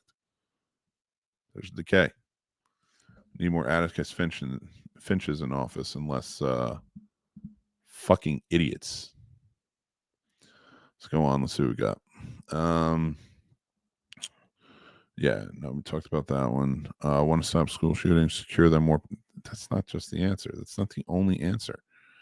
Yeah, I'm not against it, but like, that's not the only answer here. To say to secure them more properly is a state's issue. Federally, you can't do that. So, and we have enough governors and states and state senators and things like that are blocking this because they don't want it, because they don't want schools to look like a demilitarized zone, or no, militarized zone. It doesn't come down to that, and schools shouldn't feel like that. I'm sorry, schools shouldn't feel like a prison. We need to do better. I'm all for hiring vets. I'm all for enforcing policies. Force policies on the books already. Post plainclothes officers at every school. Yeah, that's a Band-Aid on a symptom. We're not fixing the problem. Integrity and politics are very difficult to put together in the same sentence. They are, because we're allowing that to be that way. We allow it to be that way. We do have the control. We don't control it because we don't care until it directly affects us. and listen, let's face facts. Let's face facts, and non-people are not going to want to hear that, and they can tune out if they want to. But this is what they mean when they say white privilege.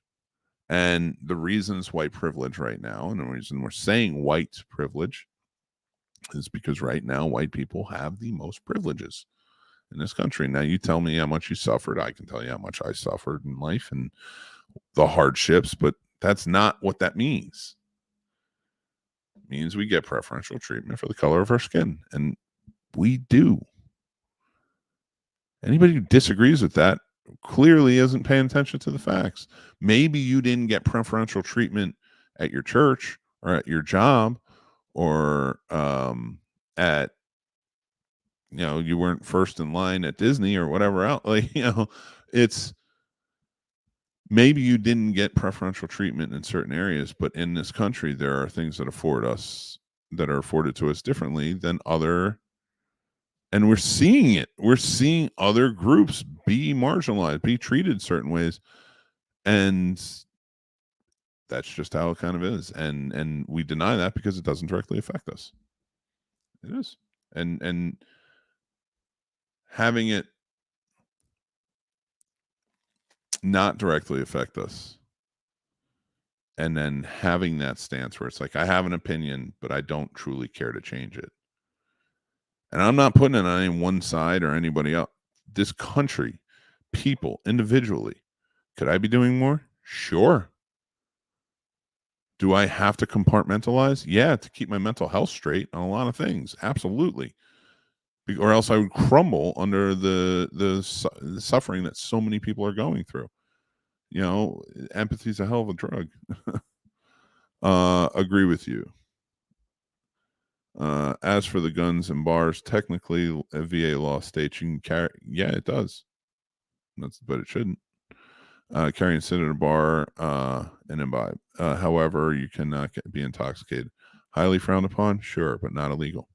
No, I know. Tell me that's not a problem. And if you tell me that's not a problem because state law says so, okay, I can't agree with you on that. But I agree. If you're going to drink, leave that shit at home. There you go. I mean, it's leave your car at home too. When people bitch about that, how do we get there? It's so much. It's people think that what they want is a right, and that's not it. That's not even freedom. And freedom in this country is I still think this is the greatest country in the world to live in. I don't care what anybody says. I still think that this is. And the reason being is because I truly believe that Americans can fuck up over and over again, over and over. And I've never seen it in any other country where we can keep fucking up and still want to do better. We may not be doing better, but we will at some point. And that's why I have so much faith in this country. I'm just sad that certain aspects, like kids getting killed in schools, is really what it comes down to and what it hits. And I'm so political this morning. It's supposed to be a morning show. Jesus Christ. You're doing great, man. I just bring myself down. I'm going to allow people to grow. Agreed. But where do we draw the line? Technically, the brain isn't fully mature at 25 years old. Do we consider growth? If you're going to draw a line. And so if 18 is adult, there's your line. If that's what we're trying, it's because like a lot of people were saying with cigarettes, like if cigarettes are legal and beer is legal, and we say that adults can, but we make sure that anyone who turns 18 has to pay taxes, but you're not allowed to drink till you're 21. You're not allowed to smoke till you're 21. That's what it is. You can serve in this country and you can die for it, but you can't have a drink when you get home. No, you gotta be 21. Where's the line there? We blur the lines all the time. That's the problem. If you're 18, now I'm not saying that maybe 18 is the right age. I'm not saying that. Maybe we raise everything up to 21. But they don't want to do that because they want the taxes being paid at 18. It's quicker. We don't base these decisions on what's right or what's fact or we base it on what we want, when we want it, how we want it. And cigarettes cause lung cancer, and they can especially stunt certain things within bodies that aren't fully developed yet. So we thought about this. So we have thought about this. So we raised it to 21 when it's closer to 25. Fine, whatever. Like we have thought about it from that angle though. But we're not anymore. So if the line is 18, if you say line's 18 or 21 or whatever, this is when you're an adult. Then you don't get to pay taxes. You don't have to pay taxes on anything until then. You don't have to do this, that, or the other thing until then, because you're not an adult yet. But yeah, you also don't get the luxuries of choosing, like going to get injections if you want them, or going to smoke, or going to drink. And I'm not comparing all those things because some are identification based and some are vices. What I'm saying is, if we're drawing a line, draw a line and then leave the line and then have it be that, but accept the good and the bad that comes with drawing a line. That's the whole purpose. And I'm not saying that to you so much to you, Jeremy, but to the people in charge. Like, if you're listening, if you're going to draw the line, shut the fuck up. You drew the line. Let's accept it. What's a line we're all willing to accept, and where are we going to go with it? That's how it works, So if you're not developed fully by 25 years, then why do we allow so much? Why can an 18-year-old go work in a coal mine? Does that not have an effect? Is now 18 too young? If 25 is fully developed, should we be putting it at 25? No, I don't know. Well, no, I'm not saying no. I should say I don't know. We got to base it on facts, and we don't do that. We base it on what we want, when we want, how we want it. It is bullshit, because we have so many people, especially running this country, that again don't understand disappointment. They can't handle it. All right, let's move on. Let's see what else we got.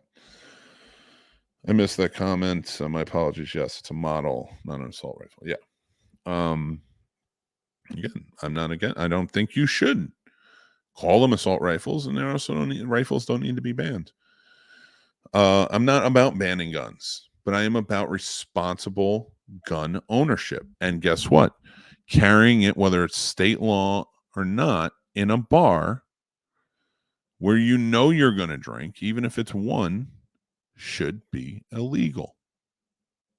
You shouldn't do it. And if you're a responsible gun owner, you should know better. But you're not a responsible gun owner. And that's what you have to take. That's where we miss in this country. Everyone can point and say, you need to be this, you need to be that, you're not this, you are that. We put labels on everything. But when you get a label put on you because you fucked up, whoa, no. Don't put me in your box. Don't put labels on me. Shut the fuck up. You know? And that's it. Some people just need to be told to shut the fuck up. Some people just need to hear, shut the fuck up. I agree with everything you said. I don't know if I'm right. I don't know if I'm wrong. A fucking guy in front of a camera, the microphone.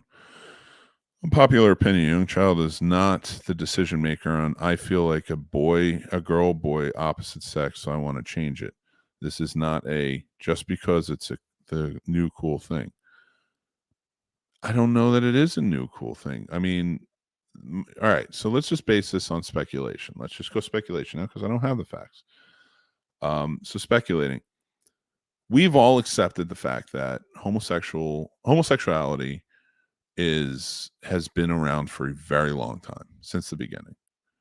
We can all accept that fact, whether you agree with it or not. That's a different, like morally or whatever. That's a different argument. We can all in fact agree that it does exist. It is a real thing, and we've stifled it for way too long. And there are many kids, and I knew this from my own personal experiences growing up. I knew lots of kids who were in the closet who were so afraid to come out because we were stifling everything. And I mean, we've just gotten to a point where people are more accepting of it, and even this country is starting to accept it as a whole. So if they identified as gay for so long, even as a child, and it still maintains all the way through, then I have to assume that this isn't a new cool thing. Being trans isn't a new cool thing. Now I'm not saying that there aren't certain kids who may read into this and they try, there's experimentation, there's things like that. I don't care. I don't care if my 6-year-old was like, I feel like a girl. Fine. I'm not going to stifle you on that, but you're not getting injections because I don't know if they're safe. I don't know if they're safe or going to mess with your development. Sorry, I had to cough. I don't know. So that's where the responsibility comes in. And now I know my kids can probably have to deal with bullying. My kid's going to have to go through it. And as a parent, be there for them as much as possible. I went through bullying and nobody was there for me. Lots of people did back then. And back then, I feel like you got beat up a lot more than you do now. So I was in fights. So I don't think it's the new cool thing. I do think that kids will identify as certain things for attention sometimes. But that doesn't negate the kids who are actually going through this. The kids who actually feel this way. And it shouldn't. We need to separate. We need to figure it out. And I do agree that injections are one thing. I do agree that more talks need to come in. It can't just be acceptance. It needs to be talks. And I do think that professional help is in a big way. Now, when I say professional help, do I think that being trans is a mental health issue? Absolutely not. I don't. No, it's how you identify. But when you're a child, you can't always get out the right feelings or words to people. You can't. And I think every child should go through therapy. I do. I think every child should have that ability to do so, to help them understand things, to help them. That's how you're going to stop all of these mass shootings and things like that. If you can help these children get through. And don't tell me that it's available for everybody with social work, because it's not. It's a fucking joke. And I'm not talking about the social workers. I'm talking about the system put in place. It's a joke. There are many very good people who are trying all the time. My point here is every child should go through a sort of therapy to learn how to deal with things. And parents aren't fully equipped to help them deal with those things, especially in today's world, more and more that we're learning the facts. So parents should be a part of that conversation. Parents should be more open. But of course, you're going to get people who aren't like that. Hell, I've had people who are like that. That's how I was raised. It just wasn't hands-on. It just wasn't what it was. And it wasn't really available. So I know what it is, but we need to start asking those questions. What should we be doing? What would be beneficial to children? What would be beneficial to different groups, beneficial to people in a whole? But we're not asking those questions. We're not asking what's beneficial, what will help, what will stop this, what will do this. We're saying, I want this, I want this, I want this. And if I take it away from me, then go fuck yourself. And I am tired of the people who are doing that. They can go fuck themselves. I know I'm being a little jerky about it, but I just get annoyed. Facts are critical. Also, minds change as they grow and mature. They're kids. Yeah, 100% agree. And we need to embrace that. If we talk about it as a mental health issue, but we do nothing in terms of mental health, especially for children, because guess what? That 18 and 19-year-old who went and did that horrific act isn't fully developed yet then. So what are we doing? How do we figure this out? How do we stop it? We're not asking those questions. That's the problem. And when people are asking those questions, we have too many people in power deflecting because it doesn't pay them to, it's not beneficial because they're not getting paid to answer those questions. They're getting paid to keep things going status quo. And that's every fucking politician all the way around. Here's the question though. Are they actually feeling like they're different, or are they only saying that because the trans community is such a new cool thing and grabs attention? I don't know that it's considered a new cool thing.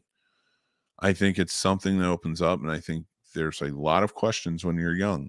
We've all done it. We've all had different thoughts come into our head, different feelings. And we don't know where we're at. We don't know what we want. We can't figure it all out on our own. And that's the thing. If there's a question though, and you're questioning this, are they actually feeling like they're different? I don't know. But that's called investigating. And if you care enough about your kid, you will take the time to investigate rather than to shun and say, no, that's the new cool thing. In fact, you saying that the trans community is a new cool thing is demeaning it. And if that is in fact a true valid feeling that a child is having, you are now demeaning it by calling it the new cool thing. So stifle that, save it, don't do it.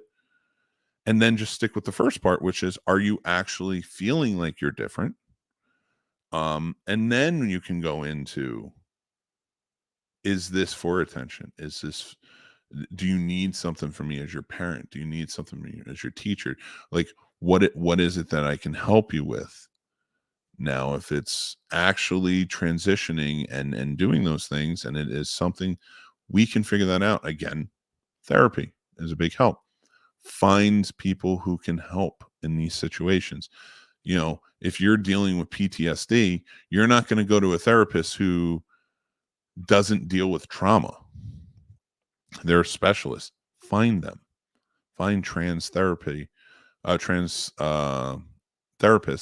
who have that specialty and understanding, and maybe have them work with the children. Have therapists that work with children too.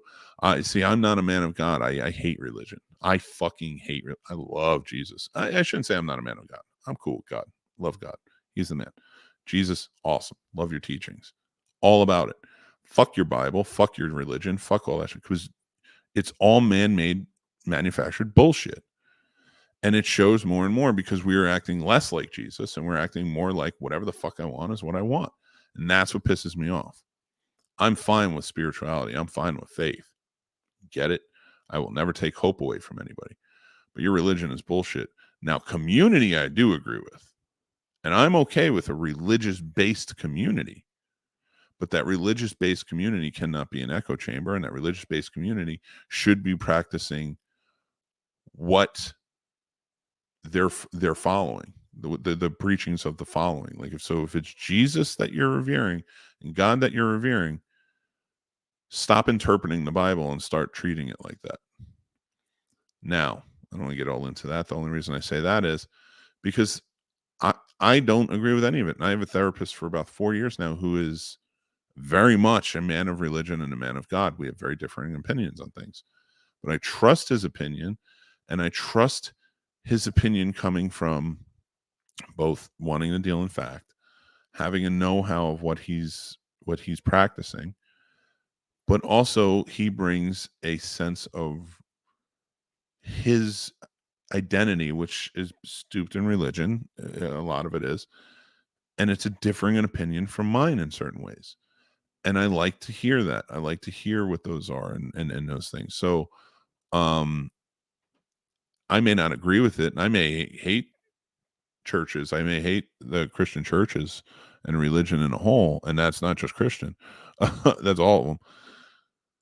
But I don't mind listening to the points of view. Because if I'm closed off and closed-minded, I'm not going to learn anything either. So we should be asking that first question, Jeremy, which is, are they actually feeling like they're different? And then go from there. Stop putting labels on it. Stop putting trans isn't the new cool thing. If it was, there wouldn't be so many trans people who are being viciously beaten and killed. If it was the new cool thing, it's not. It's kids trying to make sense of a world that they live in that doesn't make a lot of sense to the adults. And we are leaving them to their own devices to figure it out and saying, hey, you're going to school today. I love you, and hopefully I'll see you afterwards. Since that became a thing, that's fucked up. Politely disagree. Yes, there are some issues, but the biggest issue is the current laws aren't being enforced.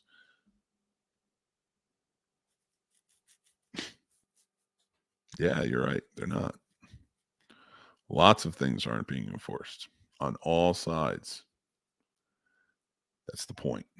You can agree or disagree about certain things with adulthood, stuff like that. But let's go back to the guns in the bar situation. Just because it's state law doesn't mean that you should be doing it. You know, just because somebody tells you have freedom doesn't mean you get to take the candy bar from the convenience store. You're always hurting somebody. Should be a right for people that do what they do. At what point do we continue? And I love these questions, by the way, Jeremy. I'm not mad at them at all. I want to have these are the how you get things done. You have the conversations. So please don't think I'm taking offense to it or anything. No, I love hearing the questions. So if I come off like dickish, please don't take it that way. More of it's for inflection, but and it's not really geared towards you. I appreciate you asking. Should be a right for people that do what they do. At what point do we continue to add restrictions and validation reasons to add? Well, let me finish. I shouldn't go right in the middle. Validation reasons to deny someone to exercise a right. Do we do the same thing with voting? Well, yeah, you got to register to vote. You have to register to vote. Why can't we register to get guns? No, we don't hold gun owners to the same things that we do. You have a lot more freedoms as a gun owner. You do. You just don't think so because people are trying to take guns away. And now I don't agree with that. And not even everybody's trying to take them away. I'm not even talking about the left. They're not even trying to take your guns away. They're trying to. There's certain things they shouldn't be doing, and I'm not agreeing with them wholly. But nobody's trying to take your guns away. We're trying to keep guns out of the hands of the people who use them as in schools and in a deadly fashion all around. And I see what you're saying here. When do we allow or deny someone to exercise a right? When it's hurting other people. When children, it's something we learn as a child. If you're hurting somebody, then you're punished. You don't get to do that thing anymore. When people are being hurt and we're the adults who have to come together, and because we do run this country and we should be picking the right people, but we're not picking the right people because we're not sticking to what we need to be sticking to, and we're not practicing protecting other people's rights, because the inalienable right of life you know, and that's a whole other issue. I can talk about that because I have a very disagreeing issue with a lot of people too. And a lot of people, you know, when it comes to the right to life and things like that, may be very surprised with my views.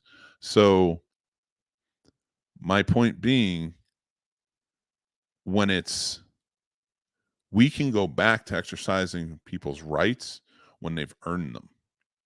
You earn the rights. You do. You should, and they should every single day of your life. Jeremy's not going to go out and shoot somebody today. You're earning that. You're earning that right to carry a gun because you're not going to kill. You're not going to inflict violence and hurt somebody. You know, I'm not talking about defense. I'm not saying you shouldn't be able to defend yourself. That's a completely different argument. But if you want this right of owning a gun, you need to prove that you should own it, just like you need to pass a test to drive a car. You know, and even then, the car laws in this country are a joke. Politely disagree on stricter gun laws. Well, then it will just keep continuing to happen because you're not making any type of fix. And I'm not saying you personally, but as long as we keep disagreeing on this, we need stricter gun laws. Now, does that mean that the laws have to be what the left is saying? No, but we need to have a conversation about what will work. We will have a conversation about what will work about anything as long as it lines pockets of the politicians. You know, cigarettes should be outlawed. Let's face facts. They should be outlawed. We know they kill. We don't do it because we like it. Too many people like it. You smell like shit. I know. I smoked for years. You smell like shit. It's hard to be around, but whatever. Enjoy your freedom. And if you want freedom, fine. When it happens to you, don't scream. And it's not, again, this isn't directed at any one person, and you can disagree. That's fine. But if we're still going through the same madness and it's still happening over and over and over again, and there's no change just because you disagree, then we're stuck. Then you know how many people are losing their rights? What about these kids' rights to be able to go to school safely and not have to worry about mass shooters? We don't want to talk about that because it's inconvenient. People don't want to talk about the things that inconvenience them. And that's the problem. That's where the hypocrisy comes in. And that's where the holier than thou come out. And then every angle, every side, every aspect. If you're not willing to make changes to better situations for other people, then get the fuck out of the way so people can. And that's where I stand with it. You just hit the nail on the head. The person that is hell-bent will always find a way. So why do we need an enforced? You know why. Again, it comes down to these arguments, and it has happening on every side with different arguments. Give me what I want. Let me have what I have. Stop changing things because I want to be free. Nobody's taking your freedom away. But your freedoms, you don't want them taken away because what's going on in the horrific nature of the things that these freedoms for you are nightmares for other people. You don't care because it doesn't affect you. You may care, you may see, you may cry, you may be upset, you may be sad. When you watch the news, it's a very sad thing to deal with. But if you cared, you'd actually try and make changes so that it would never happen again. And we don't do it because it's inconvenient. And once people in this country start to realize, like, oh, my laws are based on the fact that I don't want to be inconvenienced, it's going to be a sad day. And that's kind of where we're headed. So, and likely not enough time here to discuss it, especially with only one voice and the rest via text.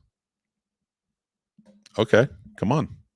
But if you come on and I give you the platform to talk about it, listen too, because you're not. It's your point of view. My point of view is we need the facts. Why aren't we questioning things? This is happening. Let's start questioning it. Again, I didn't say take guns away. And maybe registration isn't the right answer, but we're not asking any fucking questions.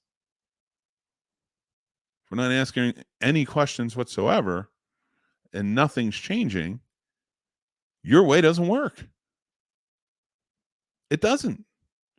All I say is, like, let's look at the facts. Let's ask the questions. Let's figure it out. Let's get where we need to get. Let's decide in one unified voice. Well, this is how it's actually going to work, and we need to test it out. And we need to shut the fuck up about everything else, about our opinions, because our opinions don't matter if they're not based in fact. And at no point during any of this did I say that I'm right. I just said, let's ask the questions. I'm not even disagreeing with you on what you're saying. Agree, stop politicizing this. But they won't, because it's money, it's power, it's greed, it's everything that comes into it. And you want a platform, you have a platform. We just talked about the first hour. Everybody got a fucking platform. They can talk about whatever they want. But if you're not asking the questions to try and fix things and you're just saying what you want, then it's nothing. It's absolutely nothing. You're saying that you disagree with me because any types of changes we make will take away your rights to own a gun. It's basically what you're saying with all these disagreements. And you're coming up with different reasons why you think that. None of them are valid. None of them are facts.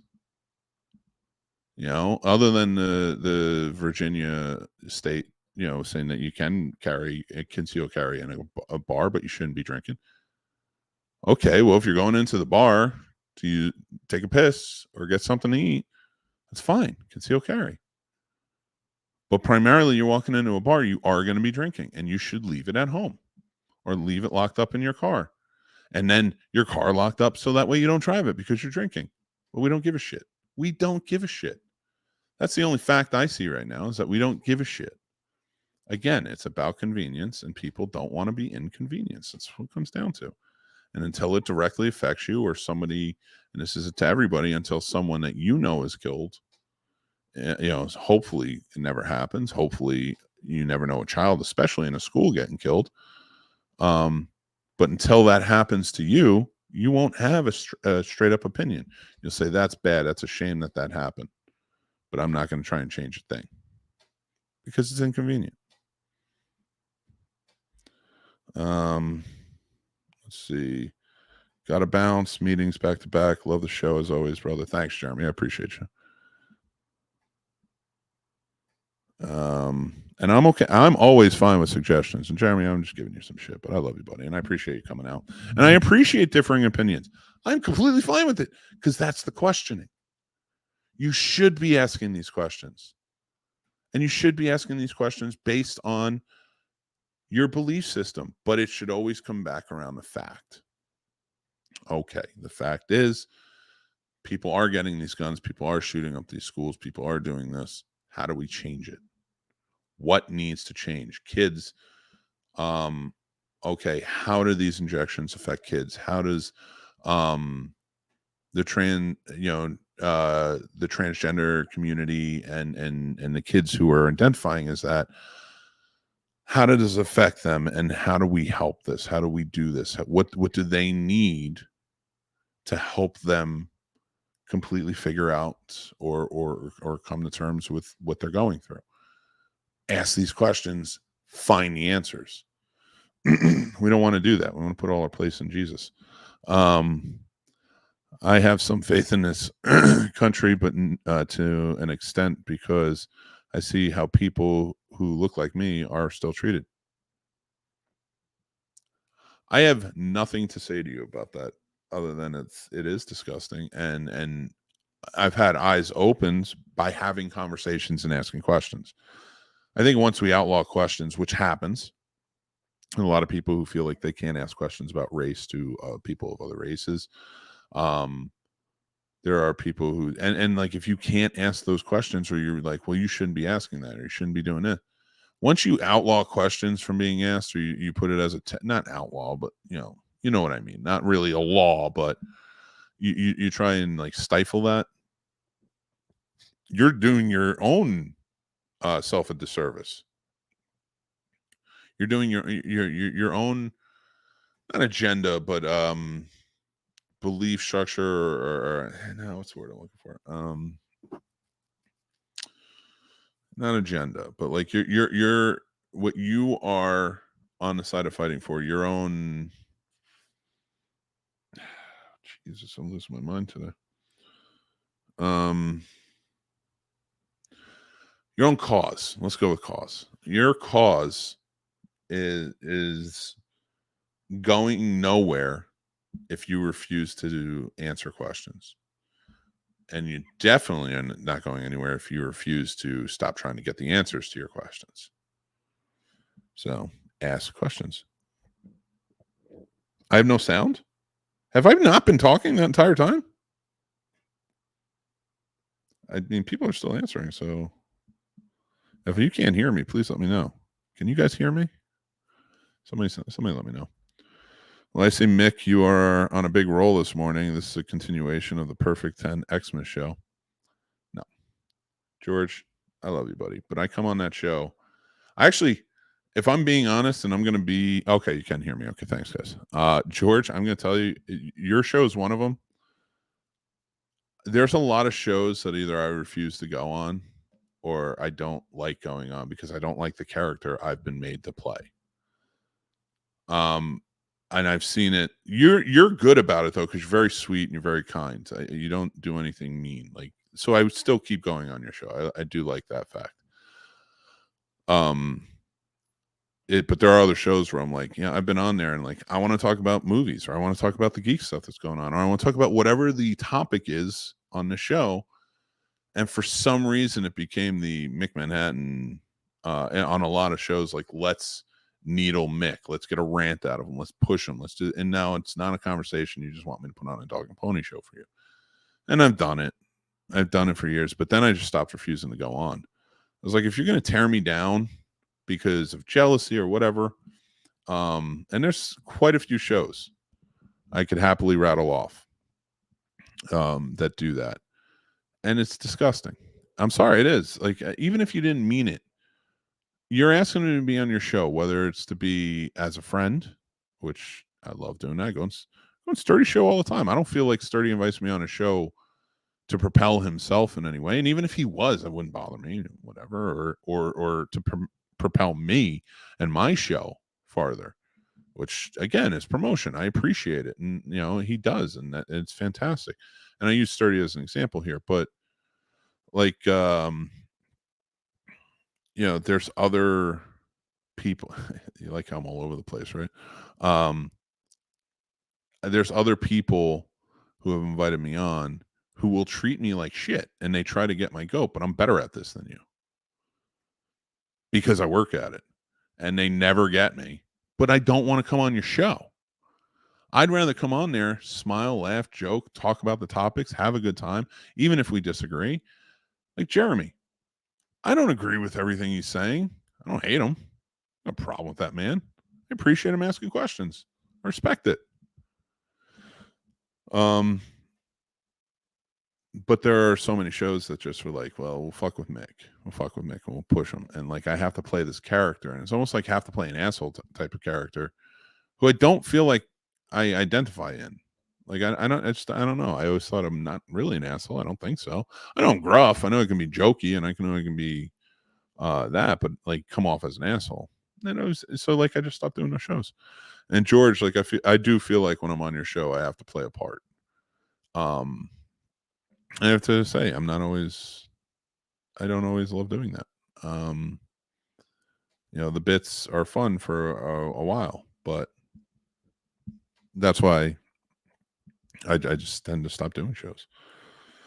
But Mick, you are doing more than you think, and I love you for it. You ask questions, and more importantly, you listen, which people have a hard time doing. I grew up in a world, and I know many people who are watching right now grew up in the same world. Like, I can't say Sturdy. He grew up in the same time frame, but I don't know what it's like to be a black man. I never will. You know, and learning more and more about that. One thing I realized, especially after everything George Floyd and where the country was going, I talked to a lot of my friends, and the talk when it comes to white men versus black men is very different. One's about survival, the other one's about You don't want to get pregnant. You don't have a baby this young. So don't tell me that's not different. It is. And when you learn those facts and learn those things and the privileges and stuff like that, fuck anybody who doesn't agree. But when you learn that stuff, one thing I could say is like, I will always try to do better, but I'm going to make sure my kids don't do the same things. They don't grow up seeing it the same way. And it's not like I saw it in a racial way, but like there are things like I've apologized to black friends of mine who I'm like, I never realized some of the stuff you say, like the come on, you're what was it? What was it? What's the one that's really popular? I can't think. Like, you're one of the good ones, or you're this. Like, how incredibly offensive is that? Because you're already propelling the differences. Saying things like that, it's the systemic racism that's out there, and like you have to learn about those things. You have to be taught.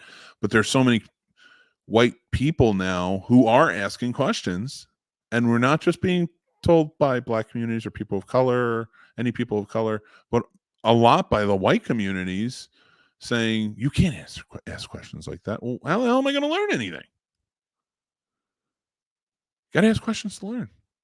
And the people who are asking questions to learn, not just hear with their opinion, hear you agree with their opinion, but like really to learn and to understand, you should happily answer all those questions, whether you've done it 1,000 times or not. I know it's tiresome.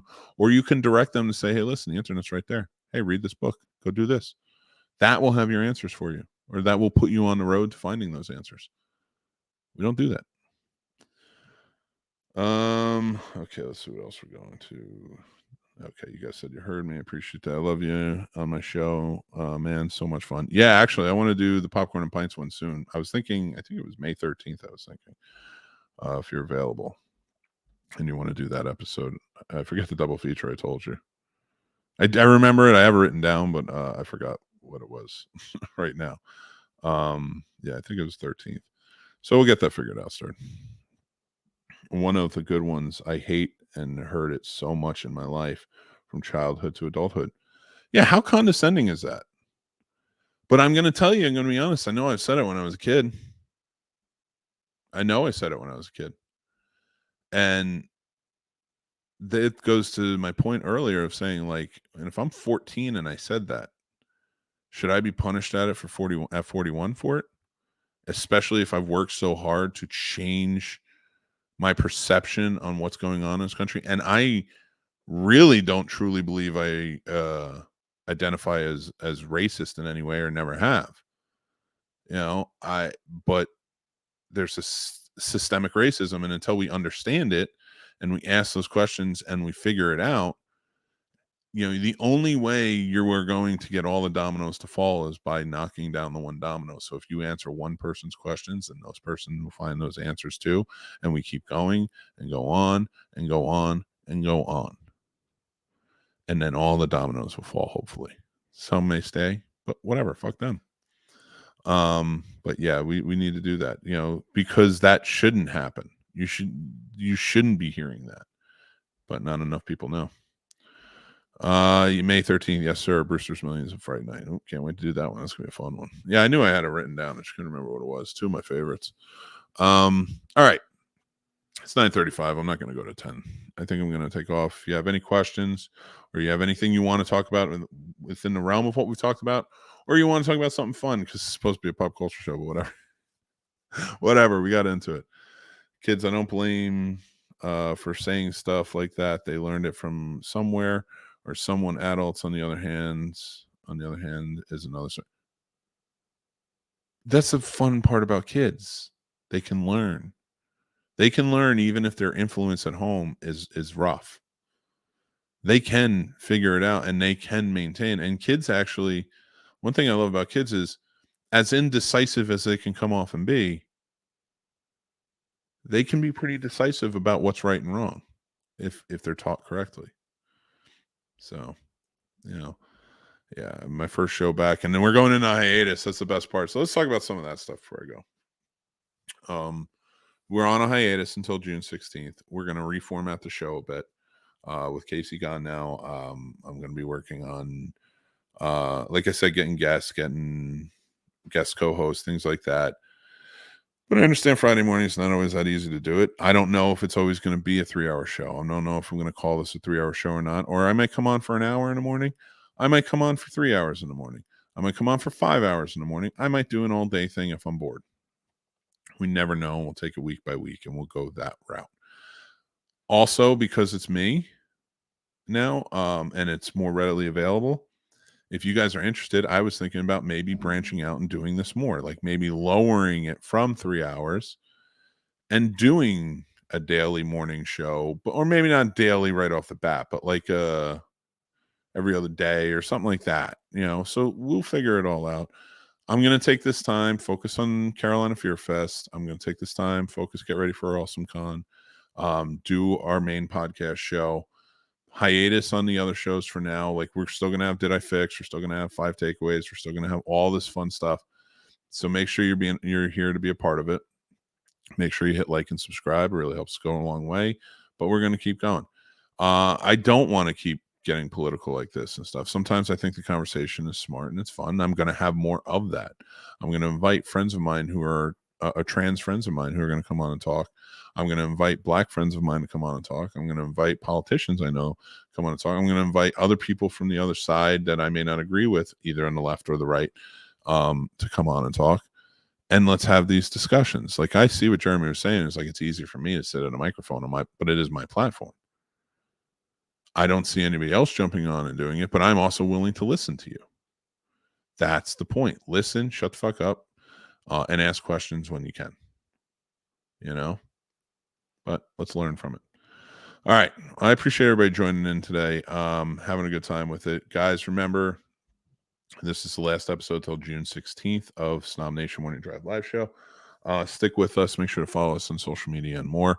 Hopefully you guys will jump back on towards the when we come back out, but everything's kind of restarting. We don't know. We're hitting a reboot on a lot of things, so let's get into it, see where we're at, and just kind of go from there. We've got a comment. Let's see what it says. Dale says, thanks, Mick, and so sturdy. Thank you, guys. I appreciate you for being a part of this, jumping in with me. Dale, I definitely want to get you on a show as well, man. The best voice in the business, in my opinion. So, guys, thank you again so much for joining me. I'm Mick Manhattan from the Scene Snobs. If you see any changes kind of going on, please let us know. I'd love to know what you think. Let's get into it. Let's go from there. And George G3 says, I'm here for you, brother. Hang in there. Me too. Jazz 31 Sean too, Dale. I'm here for you. I appreciate that, George. You're a good man. Thank you. And go check out these guys' shows too, for sure. I'm going to start linking that stuff down below. Then you guys can go check it out there because it's worth it. All right. I'm talking too much. Casey's always great at sign-offs. I'm not great at saying goodbye. So I'm just going to say, ask questions. Be kind. That was always a good one. He always said, be kind to each other. And be kind to yourselves. Love you guys for watching and listening. I appreciate you. I want to say thank you to my patrons who are awesome and supporting us, helping us keep the lights on. Thank you guys so much. You are amazing. And until next time, I am Mick Manhattan. Oh, wait. Real quick. Scary Snobs, tonight at 7:30. I know I mentioned it at the beginning. I want to mention it at the end. Go check them out. We got a lot of fun stuff coming up. We're going to have a lot of little videos, 5 takeaways, things like that. So just go check them out. And if you're interested, our show Warp Factor Fiction, the first 4 episodes are out as a podcast now too. You can watch the video if you're a patron. It's available there. We put them up. It's patron exclusive, but the podcast is available. You can listen to it. All right. I promise. I'm going to go. All right. I'll talk to you guys later. Take care.